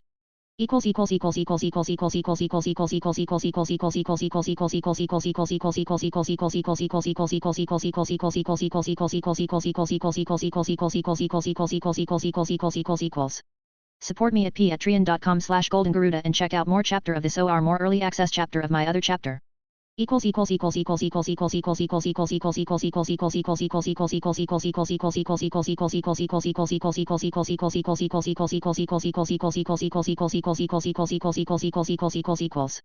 Comment.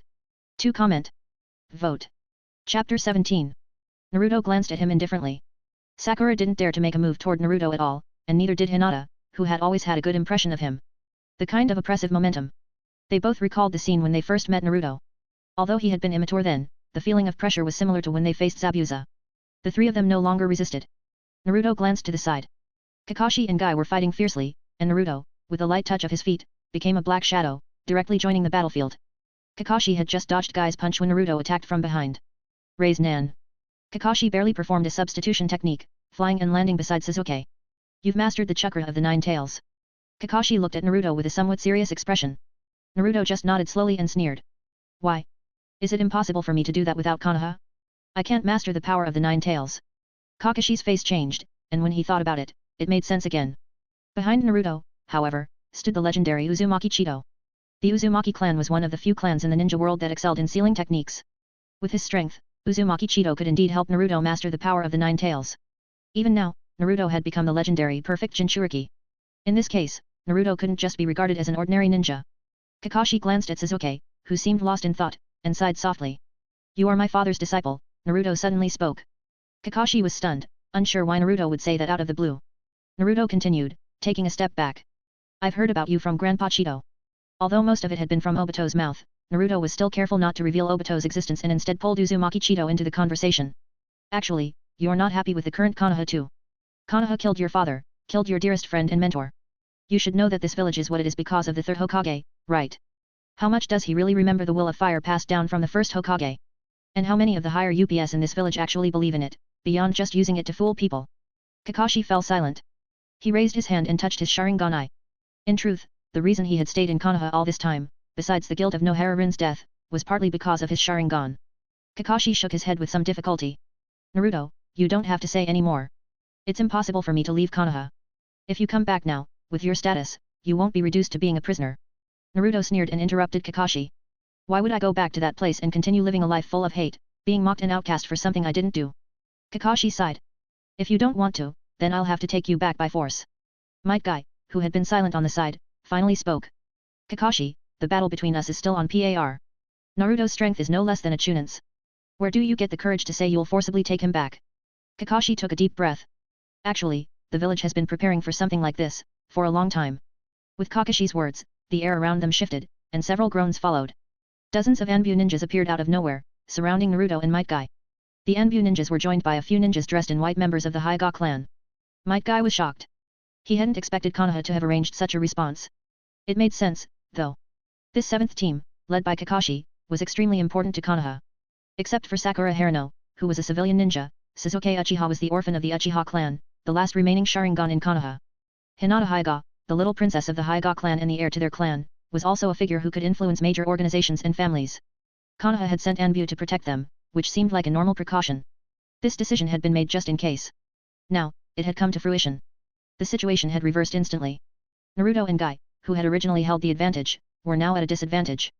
Kakashi looked at Naruto with a serious expression. You'd better give up resistance. Don't waste your energy. Naruto didn't speak. He simply formed a seal with his hands. Communicating with the nine tails within him, the enormous chakra surged up. A powerful chakra, faintly glowing with a golden hue. Guy didn't hesitate either. He immediately unlocked the fourth gate and glared at the group of Anbu ninjas.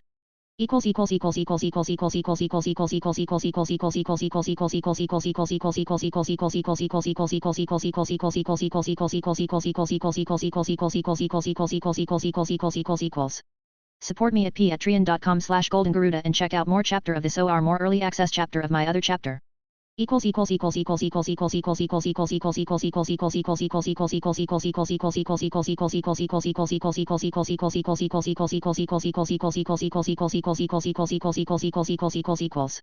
Comment. 1 comment. Vote. Chapter 18. Naruto and Might Guy made their stance clear through their actions. They were unwilling to compromise. They were ready to fight this group to the very end. Kakashi sighed lightly and raised his hand, signaling the Anbu to move in with him. As long as Might Guy didn't open the 7th gate or worse, the 8th gate, the situation was far from reaching a decisive conclusion. More than 10 minutes passed. Naruto and Might Guy gradually fell into a disadvantage. If it weren't for the Anbu holding back and trying to capture them alive, they likely would have been defeated by now. Kakashi spoke softly, you can't hold on much longer. It's better to surrender. It'll save us all a lot of effort. But his words fell on deaf ears. Naruto and Might Guy ignored him completely. In fact, his words only seemed to ignite a ferocity within them. Guy dodged a light punch and used the momentum to reposition himself. He was prepared to abandon his limits and open the 7th gate of the 8 inner gates. But his chakra was draining fast. A soft sigh came from the side. That's enough. The sigh carried an immense pressure, suppressing all chakra fluctuations. Even the air around them seemed to grow heavier. Everyone turned their gaze toward the source of the sigh. It was a young man in a kimono. Kakashi's face changed drastically. It was Uzumaki Chitō, the name that made all of Konoha tremble. Originally, I intended for you to serve as Naruto's whetstone, Uzumaki Chitō said softly, his gaze sweeping over the Konoha forces. But I didn't expect Konoha to make such preparations. He stepped forward, his tone calm yet chilling. Stand down, or you will anger me. Otherwise, be prepared to die here. The ninjas of Konoha froze in place. Naruto looked at Uzumaki Chitō, his expression slightly embarrassed. Grandpa Chitō. In just half a year, you've made considerable progress, Uzumaki Chitō said, shaking his head slightly. But there's still a significant gap between you and the peak combatants of the ninja world. Go back and train some more. Naruto nodded, ready to follow Uzumaki Chitō and leave. Don't be afraid, he's just a clone, a voice suddenly exclaimed. Everyone turned in shock toward the speaker, a member of the Hyuga clan. A clone. The crowd was stunned, their gazes locking onto the Hyuga ninja in disbelief. Yes, the Hyuga ninja confirmed, his tone fervent. This is just a clone. He pointed toward Uzumaki Chitō, his voice rising with excitement. We don't need to fear him. It's only a clone. His true body isn't here. We might not stand a chance against his true body, but this is just a simple clone. The Konoha forces' morale rose instantly. Eyes filled with newfound determination, they exchanged hopeful glances. A clone? This was their chance. Clones, whether shadow clones, earth clones, or water clones, all shared one fatal weakness: they were fragile. Except for the first Hokage's wooden clones, these techniques could be dispelled with a single effective strike, even by a shuriken from a novice shinobi. If they could land just one hit on Uzumaki Chito's clone, they could break it and capture the Nine-Tails Jinchuriki. Kakashi waved his hand. Go. The Kanaha ninja surged forward with renewed vigor. Uzumaki Chito didn't panic. He merely sighed softly. What gives you the illusion that even my clone is something you can challenge? Is it because I didn't destroy Kanaha last time? Because I didn't kill anyone? Do you think that makes me a good person? Uzumaki Chito slowly raised his hand, lightly tapping the air. 12 glowing ninja seals materialized in the void, radiating violent chakra fluctuations. The seals transformed into golden chains that shot out, binding the Kanaha forces tightly with a resounding clink. There is always a price to pay for provoking a god. Uzumaki Chito's gaze was cold as he slowly clenched his fist. A scorching flame erupted from the golden chains. In an instant, the flames curled around the bound ninjas, reducing them to ash. Their remains scattered to the ground like dust. In a moment, they were gone. On the bridge, only Kakashi and the trembling members of the 7th team remained. Uzumaki Chito's cold gaze swept over them. With a slight wave of his hand, the golden chains disappeared. I killed them to teach you a lesson, he said indifferently. As for sparing your lives. A faint smile crept onto Uzumaki Chito's lips. It's not time for you to die yet. It's much more interesting to keep you as pawns in this game. Kakashi's face darkened. The implication was clear. They were nothing more than pieces on Uzumaki Chito's chessboard, to be manipulated as he saw fit. Support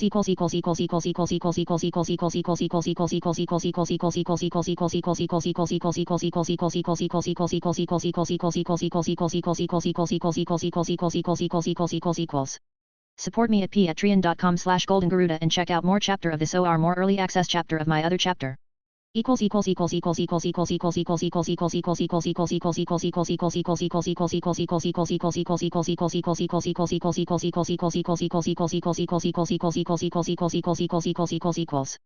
Comment.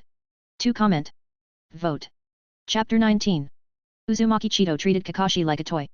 Kakashi had the heart to resist, but he lacked the power. He looked at Uzumaki Chito, his eyes filled with despair. Kakashi knew Uzumaki Chito was powerful, but he never imagined that even a clone of his could so effortlessly annihilate so many ninja at once. Just one attack. And it was a casual attack. It left them in this state a tragic defeat. Kakashi understood that Uzumaki Chito had shown mercy by deliberately sparing their lives. Otherwise, he, Sasuke, Hinata, and the rest would have been wiped out as well. As for why Uzumaki Chito did this, it was clear he simply wanted to watch Naruto play out his revenge. Even knowing this, they were like puppets, powerless to stop the unfolding events. Might Guy hesitated briefly before speaking. Lord Chito, what about the task? Uzumaki Chito glanced at him and said softly, if I hadn't intervened, would you have had the confidence to defeat the Konoha forces and escape with Naruto? Might Guy fell silent. If Uzumaki Chito hadn't acted, even if he opened the 7th gate, he might have been able to defeat these enemies. But ensuring Naruto's safety during their retreat?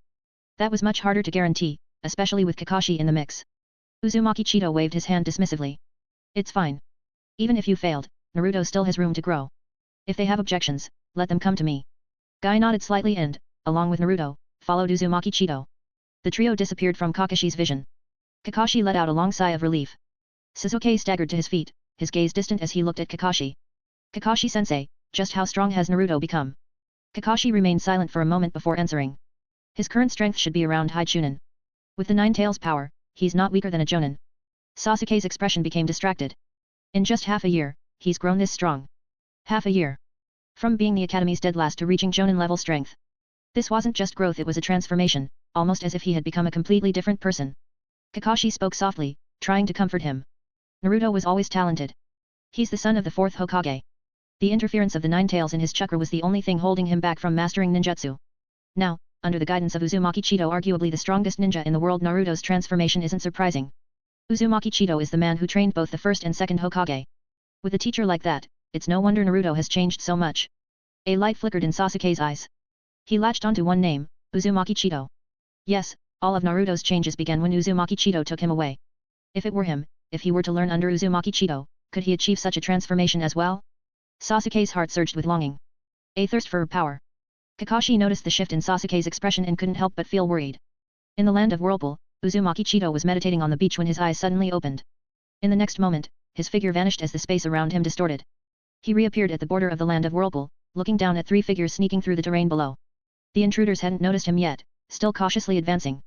Orochimaru. Uzumaki Chito's voice echoed, calling out to the trio. They froze in place. The feminine figure leading them raised his head, his snake-like eyes narrowing as he recognized Uzumaki Chitō floating above them. He bowed slightly. Lord Chitō, it's been a long time. You're here to see me? Uzumaki Chitō asked, squinting as he slowly descended to the ground. Orochimaru nodded lightly. As expected of Lord Chitō, you saw through us immediately. Uzumaki Chitō interrupted him. I don't have time for pleasantries. Say what you've come for. Orochimaru chuckled. Lord Chitō, is this how you host guests? Aren't you going to invite us to sit and chat? Before he could finish, Uzumaki Chitō formed a seal. With a bang, massive vines erupted from the ground, twisting and growing into the shape of a house. The roots intertwined seamlessly, creating a structure within moments. Uzumaki Chitō raised his hand, gesturing toward the newly formed house. Please. Orochimaru's eyes narrowed in surprise. Wood style. Uzumaki Chitō had used wood style. This revelation was shocking. The Uzumaki clan could wield the first Hokage's bloodline limit? Suppressing his astonishment, Orochimaru followed Uzumaki Chitō into the house. Inside, at a simple wooden table, he sat across from Uzumaki Chitō.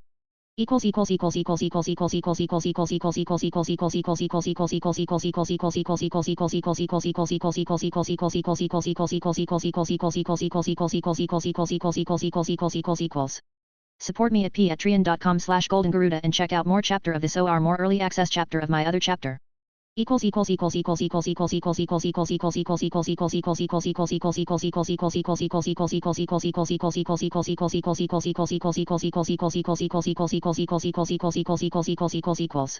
Comment. 1 comment. Vote. Chapter 20. Orochimaru looked greedily at Uzumaki Chitō. His gaze betrayed his obsession not just for Uzumaki Chitō's strength but for his seemingly immortal body. Despite living for over 100 years, Uzumaki Chitō still appeared youthful, untouched by the passage of time. Unlike others, Orochimaru genuinely believed that Uzumaki Chitō had mastered some secret technique for immortality. Every time he emerged from seclusion, Uzumaki Chitō seemed rejuvenated, his youthful vigor restored. This was precisely what Orochimaru desired most. If you have something to say, say it, Uzumaki Chitō said with a frown. Don't look at me like that. It's disgusting. Orochimaru chuckled darkly and restrained himself slightly. I came for 2 reasons. Uzumaki Chitō nodded slightly, gesturing for him to continue. First, Orochimaru began, his tongue darting out to lick his lips, his eyes glinting with a strange light, I'd like to exchange for the secret art of immortality in your possession. Uzumaki Chitō looked at him with mild surprise before a smirk crept onto his face. He couldn't help but find it amusing.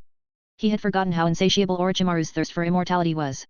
Orochimaru, even after all these years, you remain as naive as ever, Uzumaki Chitō remarked with a trace of playfulness in his tone. Orochimaru stiffened for a moment, his hand instinctively moving to cover his lower body, a rare flicker of discomfort crossing his face. Uzumaki Chitō didn't dwell on the subject, his tone growing colder. I don't possess any so-called secret art of immortality. Orochimaru shook his head, unwilling to accept this. Lord Chitō, there's no need to lie. Who in the ninja world could dare to steal such an art from you, even if you had it? Uzumaki Chitō tapped the table with his fingers, his voice sharp. I have no reason to lie about something so trivial. Orochimaru froze, uncertain. Uzumaki Chitō's tone softened slightly. The reason for my youthful appearance is twofold. First, it's the vitality of the Uzumaki clan. Our bodies naturally possess extraordinary longevity. Second. He paused, letting the weight of his words sink in. I've transcended humanity. I became a god. Orochimaru's eyes widened in disbelief. A god. Uzumaki Chitō nodded, his voice casual. My periods of seclusion are transformations, evolutions of my being. From the power of the Sage of Six Paths to my current state, I've shed my human limitations. He glanced at Orochimaru indifferently. I am no longer merely human. Though Uzumaki Chitō had indeed achieved the power and lifespan of a god, he lacked the traditional divine authority. In this world, he was a god in strength and immortality alone. Orochimaru stared at him in silence, processing the revelation. After a long pause, he asked hoarsely, so, if I grow strong enough, I too could achieve immortality like yours. Uzumaki Chitō nodded with a faint smile. In theory, yes. Orochimaru silently committed this truth to memory before moving on to his second reason for visiting. Thank you for your guidance, Lord Chitō. I believe I've found my path. Now, for the second matter. Orochimaru hesitated briefly before continuing, his voice low. I would like to invite you to participate in my next plan. The Kanaha destruction plan. The words hung dangerously in the air. Uzumaki Chitō regarded Orochimaru with an amused smile. If I wanted to destroy Kanaha, I would have done it myself when I took Naruto. Orochimaru paused, then chuckled. You jest, Lord Chitō. I know you wouldn't act personally. That's why I wish to invite Naruto Uzumaki. Uzumaki Chitō didn't respond immediately. Orochimaru squinted slightly, anticipating the scene the son of the fourth Hokage, laying waste to Kanaha with his own hands. The irony of it all thrilled him. Uzumaki Chitō finally spoke, his tone indifferent. I have no objections. When Naruto returns, you may ask him yourself. Orochimaru rose, bowing respectfully. Thank you, Lord Chitō. Uzumaki Chitō didn't reply, offering only a faint smile before his body dissolved into a wisp of fresh wind, drifting toward the sea. Kanaha village. In the Hokage's office, Hiruzen Sarutobi sat behind his desk, a heavy frown etched onto his face as he read the report Kakashi had submitted. Is all of this true? He asked, his voice laden with weariness. A dozen shinobi had died. Among them were members of the Hyuga clan. Hiruzen's head throbbed, the weight of this disaster pressing down on him. How was he supposed to explain this to the affected clans? But what troubled him more was Naruto, and Might Guy. Might Guy, who had once been willing to sacrifice everything for Konoha, even open the 8th gate, was now allied with Naruto and actively plotting Konoha's destruction. Both had joined a mysterious organization, donning black robes adorned with red clouds. And Naruto's stated purpose was to destroy Konoha. The thought made Hiruzen feel as though he'd swallowed a bitter pill. He sighed heavily and spoke softly. Might Guy is to be officially declared a traitor. He will be classified as an S-class ninja. Hiruzen's tone grew colder. If any Konoha ninja encounters Naruto or Might Guy, and if there's an opportunity, kill them. Support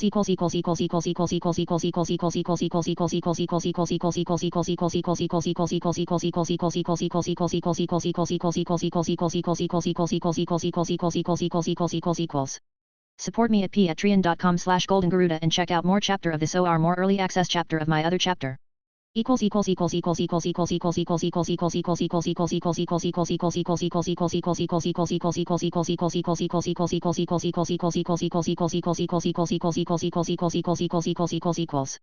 Comment.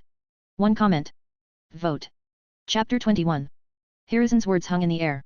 Kakashi remained silent, nodded briefly, and left the Hokage's office. With a heavy sigh, Hiruzen flipped through the stack of documents on his desk. One, in particular, caught his attention. It was the proposal for the upcoming joint Chunin exam, an event where genin from various villages would gather to compete. This exam had become the most pressing matter for the Hokage to address. The recent events involving Uzumaki Chitō had tarnished Konoha's reputation.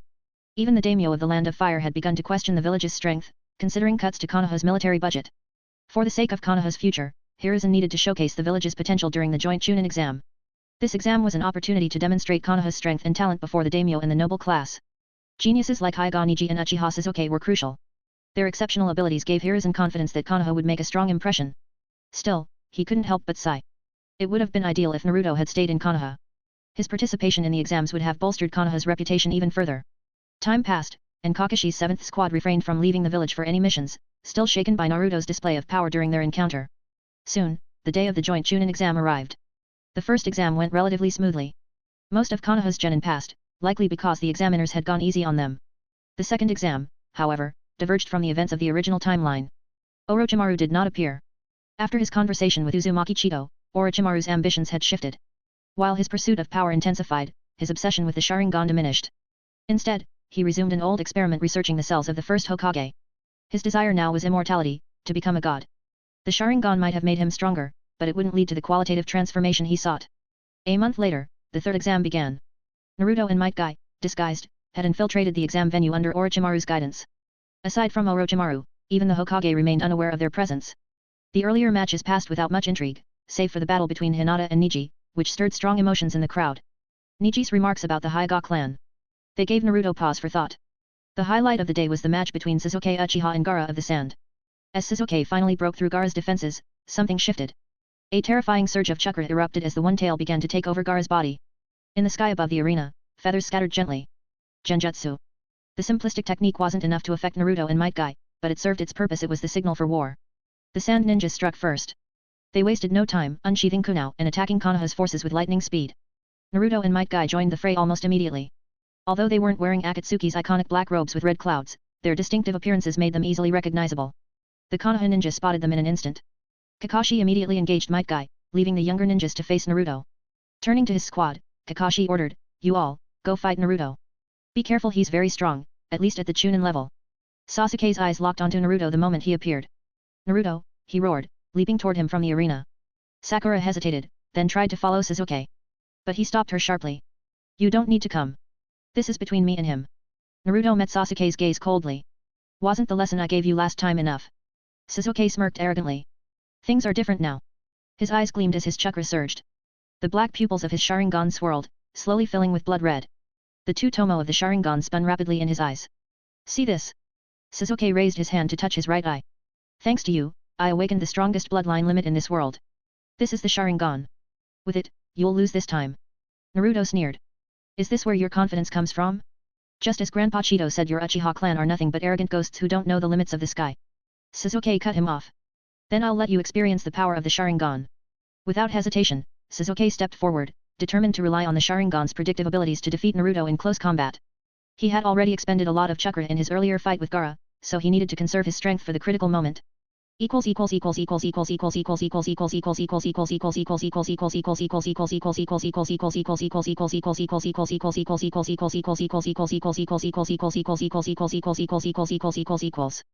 Support me at patreon.com/goldengaruda and check out more chapter of this or more early access chapter of my other chapter.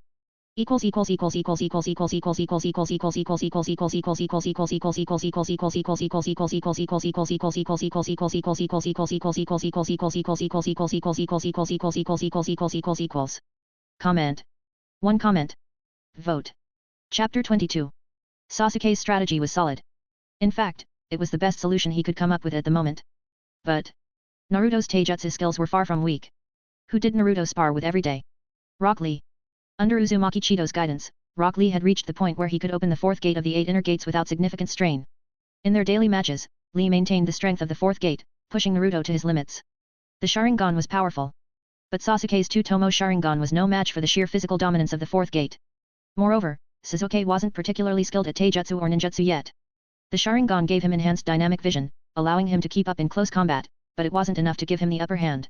After several exchanges, Sasuke gritted his teeth. How could this be? He had unlocked the Sharingan, yet Naruto was still able to match his speed and fight him to a standstill. If Naruto could go toe-to-toe with him, surely he must possess some unique bloodline limit, Sasuke thought. But Naruto had no such advantage. He fought on his own strength alone. Sasuke struggled to accept this. He had believed that mastering the Sharingan would make him the strongest in his generation, just like his brother, Uchiha Itachi. But now, Naruto, someone without a famed bloodline, was still holding him down. This couldn't go on. Sasuke lashed out with a kick to Naruto's chest. Naruto reacted quickly, raising his hand to block. Taking the opportunity, Sasuke flipped backward, landing a safe distance away. In midair, he quickly formed hand seals. Lightning style, Chidori. The powerful jutsu crackled to life in Sasuke's hand, lightning flickering violently as he surged toward Naruto at full speed. Naruto didn't flinch. The air swirled in his hands as a blue sphere rapidly took shape. Raise Nan. The two powerful techniques collided, unleashing a massive wave of chakra that shook the battlefield. The force of the impact sent both Naruto and Sasuke flying backward. But Naruto, accustomed to training with the strongest, quickly stabilized himself in midair. Landing lightly, he pushed off the ground with renewed vigor, another Raise Nan already forming in his hand. He charged toward Sasuke. Yet, after only 2 steps, Naruto found himself unable to move. Straining against an invisible force, he turned to see black shadows binding his body. Following the shadows to their source, his gaze landed on a young man with a ponytail. Nara Shikamaru. Naruto recognized him as one of the few who had never mocked him during their academy days. It's such a hassle, Shikamaru muttered, his tone as lazy as ever. Let's finish this together and capture Naruto. Sasuke got up from the ground, glaring at Shikamaru coldly. I don't need your help. Shikamaru ignored him and gave a subtle nod to Koji, who was waiting nearby. Without hesitation, Koji's chakra surged as his body expanded. Transforming into a massive ball, he rolled toward Naruto with impressive speed. Naruto snorted and reached out to the 9 tails. With minimal effort, he borrowed its chakra, enveloping himself in a vibrant red cloak of tailed beast chakra. 2 fiery tails swayed behind him. The surge of power caused Shikamaru's shadow bind to falter. Despite his best efforts, Shikamaru couldn't maintain the technique. The overwhelming chakra forced him to release his hold. Shikamaru stared in disbelief. His clan's secret technique was renowned for its strength, and brute force alone had never been enough to break it until now. Koji's rolling attack arrived moments too late. Freed from the bind, Naruto dodged easily, leaving Koji to pass harmlessly by. Naruto formed a quick seal. Wind style, Gale Palm. A powerful gust of wind erupted from Naruto's palm, rushing toward Koji's massive form. Just as the wind was about to strike, a black shadow darted in front of Koji, absorbing the attack. The shadow was blown backward, landing near its origin. Standing there was a boy with sunglasses and a hood, his body swarming with insects that seemed to consume the chakra of Naruto's attack. Naruto squinted. He vaguely recognized the boy but couldn't recall his name. Before he could react, another wave of attacks came his way. Naruto, you bastard! Face this! Kaiba shouted as he charged in, a spiraling whirlwind of chakra surrounding him. Secret technique, Fang over Fang. Simultaneously, a young girl with twin buns threw an array of ninja tools, blocking Naruto's retreat. Naruto didn't falter. Without hesitation, he molded another Raise Nan in his hand and advanced toward Kaiba's spinning form.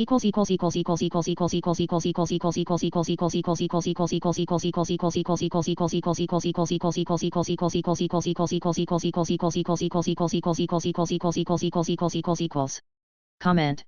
6 comment. Vote. Chapter 24. Uzumaki Chitō sighed inwardly before nodding slightly. Since you've asked, there's no problem. He raised his feet and walked slowly toward Neji. Stopping in front of him, Uzumaki Chitō reached out, gently removing Neji's forehead protector. His fingers lightly touched the cursed seal of the caged bird on Neji's forehead, and with a slight tap, a pale cyan light shimmered.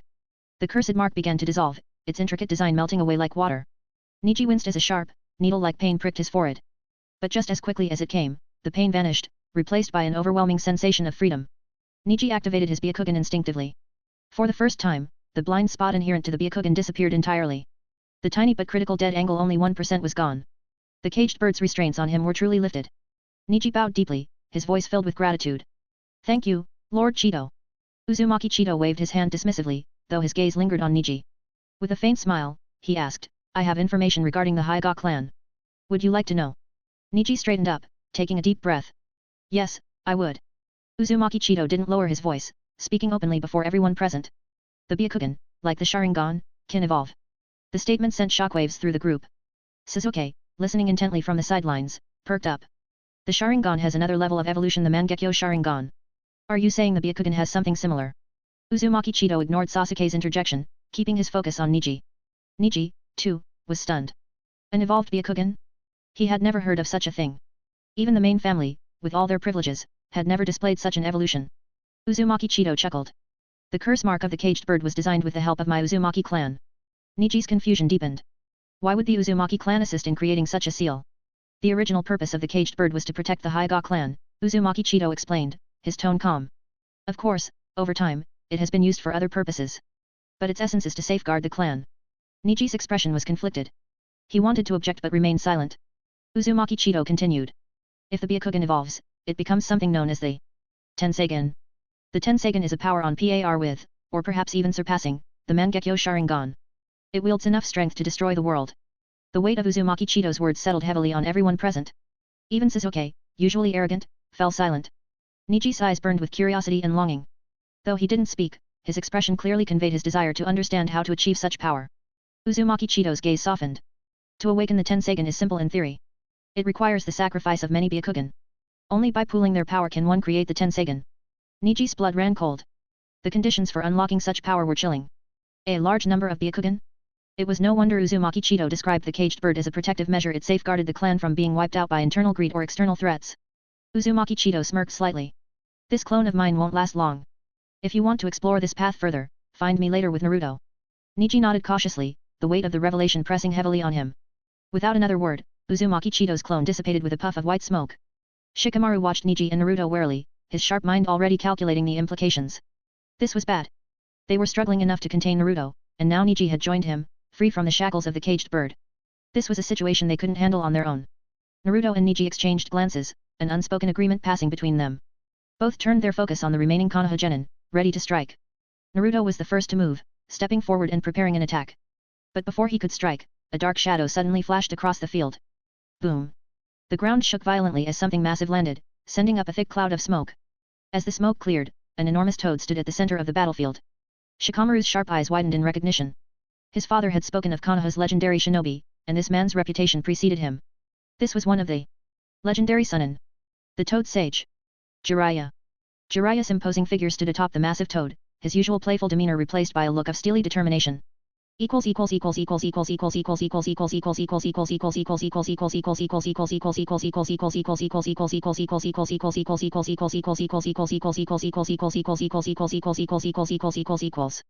Support me at patreon.com/goldengaruda and check out more chapter of this or more early access chapter of my other chapter.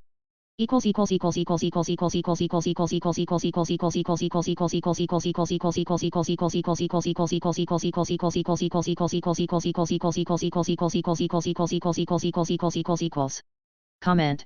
1 comment. Vote. Chapter 25. Jiraiya stood atop the toad's head, looking down at Naruto with a mixture of sadness and resolve in his eyes. Kanaha ninja. Naruto tilted his head slightly, scrutinizing the white-haired man. His tone carried a hint of wariness. The man's forehead protector bore the character for oil rather than the Konoha insignia, leaving Naruto momentarily unsure. Jiraiya nodded slowly. Yes, I'm from Kanaha. Then we're enemies, Naruto said, squinting at him as he began to reach out to the nine tails within. The man before him was no ordinary ninja, his aura radiated strength. From what Naruto could sense, this man's power rivaled that of Might Guy. Facing him directly would be impossible without aid from the nine tails. Jiraiya sighed, a look of sympathy softening his features. We shouldn't be enemies, Naruto. Naruto tilted his head, his expression skeptical. Jiraiya pointed to himself, his voice steady but tinged with emotion. I was your father's teacher. I'm one of the few remaining people in this world who share a connection with you. Naruto froze momentarily, his expression hardening into a sneer. If that's true, then where were you all these years? I never saw you in Konoha. Jiraiya opened his mouth to respond but paused, a trace of guilt flashing across his face. Finally, he sighed. I've been outside the village. I wasn't aware of what was happening in Konoha. Naruto's tone was cold, dismissive. Oh. So now you're here to stop me. Jiraiya's voice turned heavier. Naruto, no matter what, Konoha can't be destroyed. You need to stop this, at least don't let it go this far. Naruto laughed bitterly. Why not? Konoha gave me nothing but pain for years. Why shouldn't I make them feel my pain too? Jiraiya shook his head firmly. If your father were alive, he would never have allowed this. Naruto's expression darkened. Grandpa Chitō told me that if my father knew what I'd been through, he would have destroyed Kanaha himself. Jiraiya's face tightened. After a moment of silence, he sighed deeply. It seems there's no other way. I'll have to stop you myself. Naruto sneered. Then why waste time talking? The blood-red chakra of the nine tails surged around Naruto, distorting the space around him. The oppressive aura sent waves rippling through the air as 6 crimson tails swayed behind him, their energy whipping violently. This was Naruto's 6 tails mode. The limit his body could handle at its current level of development. In this form, he had reached the strength of a cage-level shinobi, a far cry from the Naruto of the past. Jiraiya's expression grew serious. The power of the nine tails. He muttered, his tone grave. Even for him, a Sunin, the nine tails was a force to be treated with utmost caution. Naruto disappeared in a blur, reappearing behind Jiraiya with a fully formed Raise Nan in his hand. Its usual blue glow was tainted with the crimson hue of the nine tails chakra. Needle Jizo. Jiraiya's hair lengthened and hardened instantly, wrapping around his body like armor. Naruto's Raise Nan smashed against the silver hair, creating a loud, grating sound as strands were ripped away. Though the Raise Nan couldn't break through, its immense force pushed Jiraiya back slightly, making him grit his teeth. Naruto didn't let up. As Jiraiya raised his foot to kick him away, Naruto reacted with lightning speed. Using his free hand, he pressed against Jiraiya's leg, twisting in midair to turn defense into offense. He aimed a kick at Jiraiya's head, the only unprotected part of his body. Jiraiya's eyes widened in surprise as he leaped backward, narrowly avoiding the strike. Even while retreating, his hands moved rapidly through a series of seals. Needle Senbon. Thin strands of his silver hair shot forward like a rain of needles, surrounding Naruto in every direction. Naruto was caught mid-air, unable to dodge. The needles coiled around him, binding his body tightly. Jiraiya frowned, sensing something was off. Naruto wasn't panicking. Instead, a faint smile tugged at the corner of his mouth. It was a shadow clone. The real Naruto appeared behind Jiraiya, another Raise Nan in hand. The swirling sphere of chakra roared as it neared its target. Jiraiya barely had time to react. The Raise Nan struck his shoulder, its edge grazing him just before he activated the substitution technique. Vanishing in a puff of smoke. He reappeared on the other side of the toad's head, clutching his injured shoulder. Blood seeped through his hand, a testament to the power Naruto now wielded.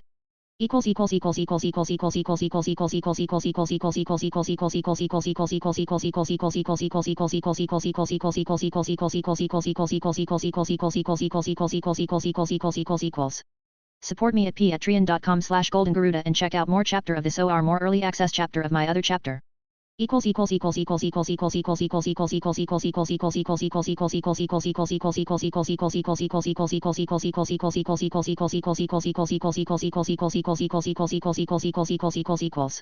Comment. 6 comment. Vote. Chapter 26. Jiraiya marveled at Naruto's tactical brilliance as the battle unfolded. The revelation that Naruto had been employing shadow clones from the start left Jiraiya both impressed and wary. Despite the dazzling display of skill, Jiraiya remained resolute. He had to capture Naruto alive, no matter the cost. With practiced ease, Jiraiya unsummoned his toad, leaping into the air. Both combatants entered a state of weightless combat, their mid-air exchange becoming a deadly dance of hand seals. Naruto countered swiftly, unleashing Wind Style, Gale Palm, sending a slicing wind blade hurtling toward Jiraiya. In response, Jiraiya executed his Needle Jizo, his hardened hair forming a defensive cocoon that deflected the ferocious attack. As the battle escalated, Jiraiya shifted tactics. Earth Style, Swamp of the Underworld, he shouted, slamming his hands into the ground. The soil beneath Naruto's feet liquefied, forming a vast, viscous swamp. Naruto was quickly pulled under, the ground swallowing him whole. Jiraiya exhaled, confident in his strategy. This should keep you immobilized, he said, his voice steady but tinged with regret. To his surprise, Naruto remained calm, his expression unfazed. Do you really think this can hold me? He asked, a sinister grin spreading across his face. Blood-red chakra surged around him, the oppressive power of the Nine Tails chakra mode, fully enveloping his form. The air grew heavy as Naruto began to form a tailed beast bomb. The deadly sphere of condensed chakra crackling with raw, destructive energy. Jiraiya's expression darkened. He recognized the imminent threat. The tailed beast bomb was a catastrophic technique, capable of obliterating everything in its path. Naruto, stop! Jiraiya shouted, his voice laced with urgency. Naruto's only response was the release of the bomb. The world seemed to stand still as the sphere hurtled toward Jiraiya, its intensity blinding. Reacting instinctively, Jiraiya summoned another toad, using the toad mouth bind to create a portal-like escape. The explosion tore through the swamp, sending shockwaves in every direction. The ground quaked, and the surrounding terrain was left scorched and shattered. Emerging from the safety of the toad's concealment, Jiraiya appeared slightly disheveled, brushing dirt off his shoulders with a sheepish expression. The technique had saved him from certain death, but the aftermath was devastating. The area was unrecognizable, a charred wasteland bearing the scars of Naruto's unleashed fury. Jiraiya scanned the battlefield, his heart sinking as he observed the destruction. The loss of life weighed heavily on him. For Jiraiya, this was no longer just a battle, it was the beginning of Naruto's revenge against Kanaha. Among the survivors stood Naruto and Hyuga Neji, their expressions hardened as they faced the consequences of the devastation. The surviving Konoha ninjas looked to Jiraiya for guidance, their faces filled with fear and uncertainty. Jiraiya rose to his feet, his face shadowed with determination. This has gone far enough, he declared, his voice steady despite the turmoil around him. Turning to the remaining ninjas, he issued a command. Engage Naruto and keep him occupied. I'll perform a technique and deal with him personally. The weight of his words silenced the group. They nodded hesitantly, their loyalty compelling them to act despite their fear. Jiraiya closed his eyes and took a deep breath, entering Sage mode. The markings of a sage appeared on his face as his power surged, the natural energy around him flowing into his body. Fully prepared, Jiraiya readied himself for the confrontation. This was no longer just a fight to subdue a rogue ninja. It was a battle to prevent Naruto's revenge from consuming Konoha entirely, a clash that would test not only their strength but the legacy of the Uzumaki clan and the bond between master and student. The stage was set for an earth-shattering confrontation. Jiraiya's determination was unshakable, but deep down, he couldn't help but feel the sting of regret. Naruto was his student's son, and he couldn't ignore the shadow of the fourth Hokage that lingered in the boy's actions.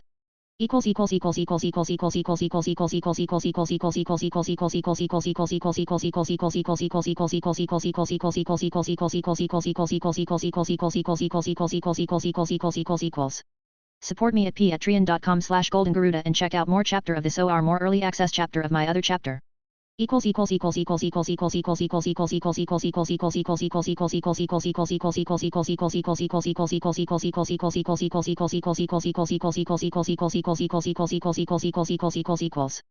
Comment.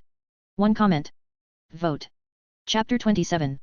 Sage mode enveloped Jiraiya as he summoned Fukasaku and Shima, the venerable sages of Mount Myaboku. The seasoned toads emerged on either side of him, their expressions puzzled and tense as they surveyed the battlefield. Fukasaku's voice broke the silence. Jiraiya boy, what's going on here? Why does the air reek of tension? Jiraiya let out a heavy sigh, his gaze fixed on the distant figure of Naruto. It's a long story, but I'll need your help maintaining sage mode. We'll talk details later, right now, there's no time. Sensing the gravity in Jiraiya's voice, Shima nodded solemnly. Alright, we'll help you. But you better fill us in once this is done. The toads took their positions, gathering natural energy as Jiraiya's resolve solidified. Meanwhile, Naruto stood apart from the Konoha forces, preparing for another clash. The failed plan to overwhelm him, coupled with the sudden arrival of Kidomaru and Orochimaru, brought an air of uncertainty. Orochimaru's commanding presence, as sinister as ever, signaled a retreat. Naruto looked toward the enemy lines with a sigh, his frustration clear. We don't have enough strength to deal with this. Not yet. His voice carried a reluctant edge, acknowledging a truth that stung. No matter how far he had come, his power still fell short of matching the overwhelming might of Uzumaki Chitō. The Konoha ninjas began closing in. Faced with their numbers and Jiraiya's growing power, Naruto made a swift decision. His hands moved in a flurry of seals, and with a bang, a clone of Uzumaki Chitō emerged. The mention of Uzumaki Chitō's name sent ripples of unease through the Konoha forces. When the clone materialized, the air grew heavy with tension. Even as a clone, Uzumaki Chitō's presence carried a weight that couldn't be ignored. The Konoha ninjas hesitated, their boldness fading as they faced the clone's piercing gaze. Seizing the opportunity, Naruto and his group retreated, breaking free of the encirclement. The atmosphere shifted further as Uzumaki Chitō's clone stepped forward, his presence commanding. Though defiant in their words, the Konoha shinobi couldn't mask their apprehension. Then, Jiraiya stepped forward. With sage mode fully activated, the rune-like marks across his face glowed faintly, and the natural chakra coursing through him exuded power. Fukasaku and Shima sat perched on his shoulders, ready to assist in what promised to be an extraordinary confrontation. Jiraiya's voice cut through the silence, firm but cautious. Uzumaki Chitō.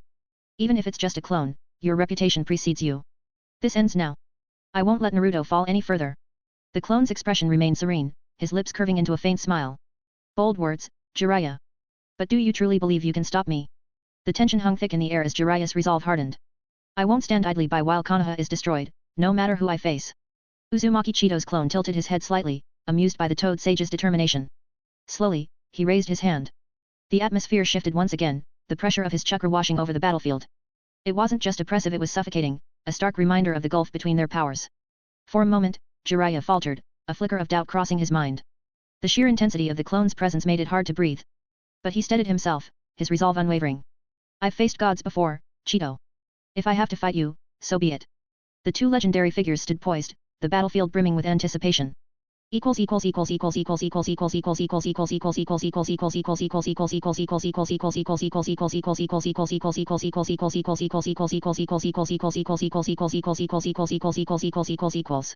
Support me at patreon.com/goldengaruda and check out more chapter of this or more early access chapter of my other chapter.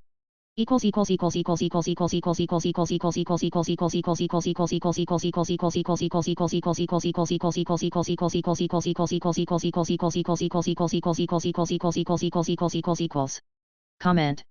3 comment. Vote. Chapter 28. Uzumaki Chitō's seemingly ordinary gesture rippled through the battlefield like a silent storm. The air grew dense, and Jiraiya, in his sage mode, felt a jarring disruption. The natural energy that had been seamlessly flowing into his body was abruptly severed, his hard-earned sage chakra vanishing like a blown-out flame. Panic gripped Jiraiya as he staggered backward, his voice hoarse with disbelief. What have you done? My sage mode natural energy, it's gone.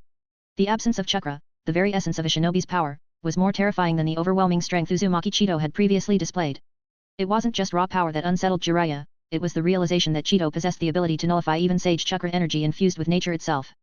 The impossibility of such a feat sent waves of unease through Jiraiya, surpassing any fear of combat he had ever felt. You rely too much on chakra, Jiraiya, Uzumaki Chitō said, his voice calm yet laced with an air of indifference.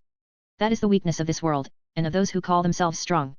Jiraiya's hands trembled slightly, not from fear of defeat, but from the existential dread of standing before someone who could unravel the very foundation of their world. His trump card, his most formidable power, had been rendered useless. For the first time, the legendary Toad Sage found himself utterly powerless. Chitō observed Jiraiya's reaction with satisfaction, his serene expression betraying a faint smirk.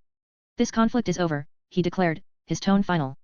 The oppressive force surrounding him made it clear that resistance was futile. Jiraiya remained silent, unwilling to provoke the enigmatic figure further. He clenched his fists in frustration, his mind racing for any possible solution, yet none came. The Konoha ninjas who had rallied to his side also froze in place, their determination crushed by the overwhelming presence of the Uzumaki patriarch. With the battlefield under his control, Uzumaki Chitō shifted his attention to matters beyond the immediate conflict. His gaze turned distant, as if surveying the broader chessboard of events. Naruto's efforts. Orochimaru's schemes, all so disappointingly small, he murmured, his voice tinged with dissatisfaction. If you want something done properly, you must do it yourself. Chito's tone darkened as he continued. Kanaha has its debts to pay, and I intend to collect. The death of Hiruzen Sarutobi, that was a necessary start, but far from sufficient. There are others who deserve special attention. His words carried an ominous weight, sending shivers through the onlookers. Jiraiya's eyes widened as Chito's words hinted at an intricate knowledge of Konoha's secrets. The mention of Shimura Danzo, coupled with Chito's disdainful reference to the concealment of Naruto's heritage and the Uchiha clan's demise, painted a chilling picture. Danzo. Jiraiya whispered under his breath, the name evoking both suspicion and dread. Chito's expression shifted to one of faint amusement. Danzo's sins are many, but his time is not yet up. He has a role to play in the futures of Naruto and Sasuke. For now, I will allow him to live, but only for now. As his words settled over the battlefield, Chito's attention turned to the other Konoha council, specifically Koharu Udadan and Homura Mito. His gaze sharpened, and with a subtle gesture, he unleashed a surge of majestic chakra, effortlessly manipulating the sealed natural energy that still lingered around him. The energy crackled like a web of lightning, its tendrils stretching out as if searching for something or someone. In moments, Chito's eyes glinted with satisfaction. Found them, he said simply, his voice like a judge passing a sentence.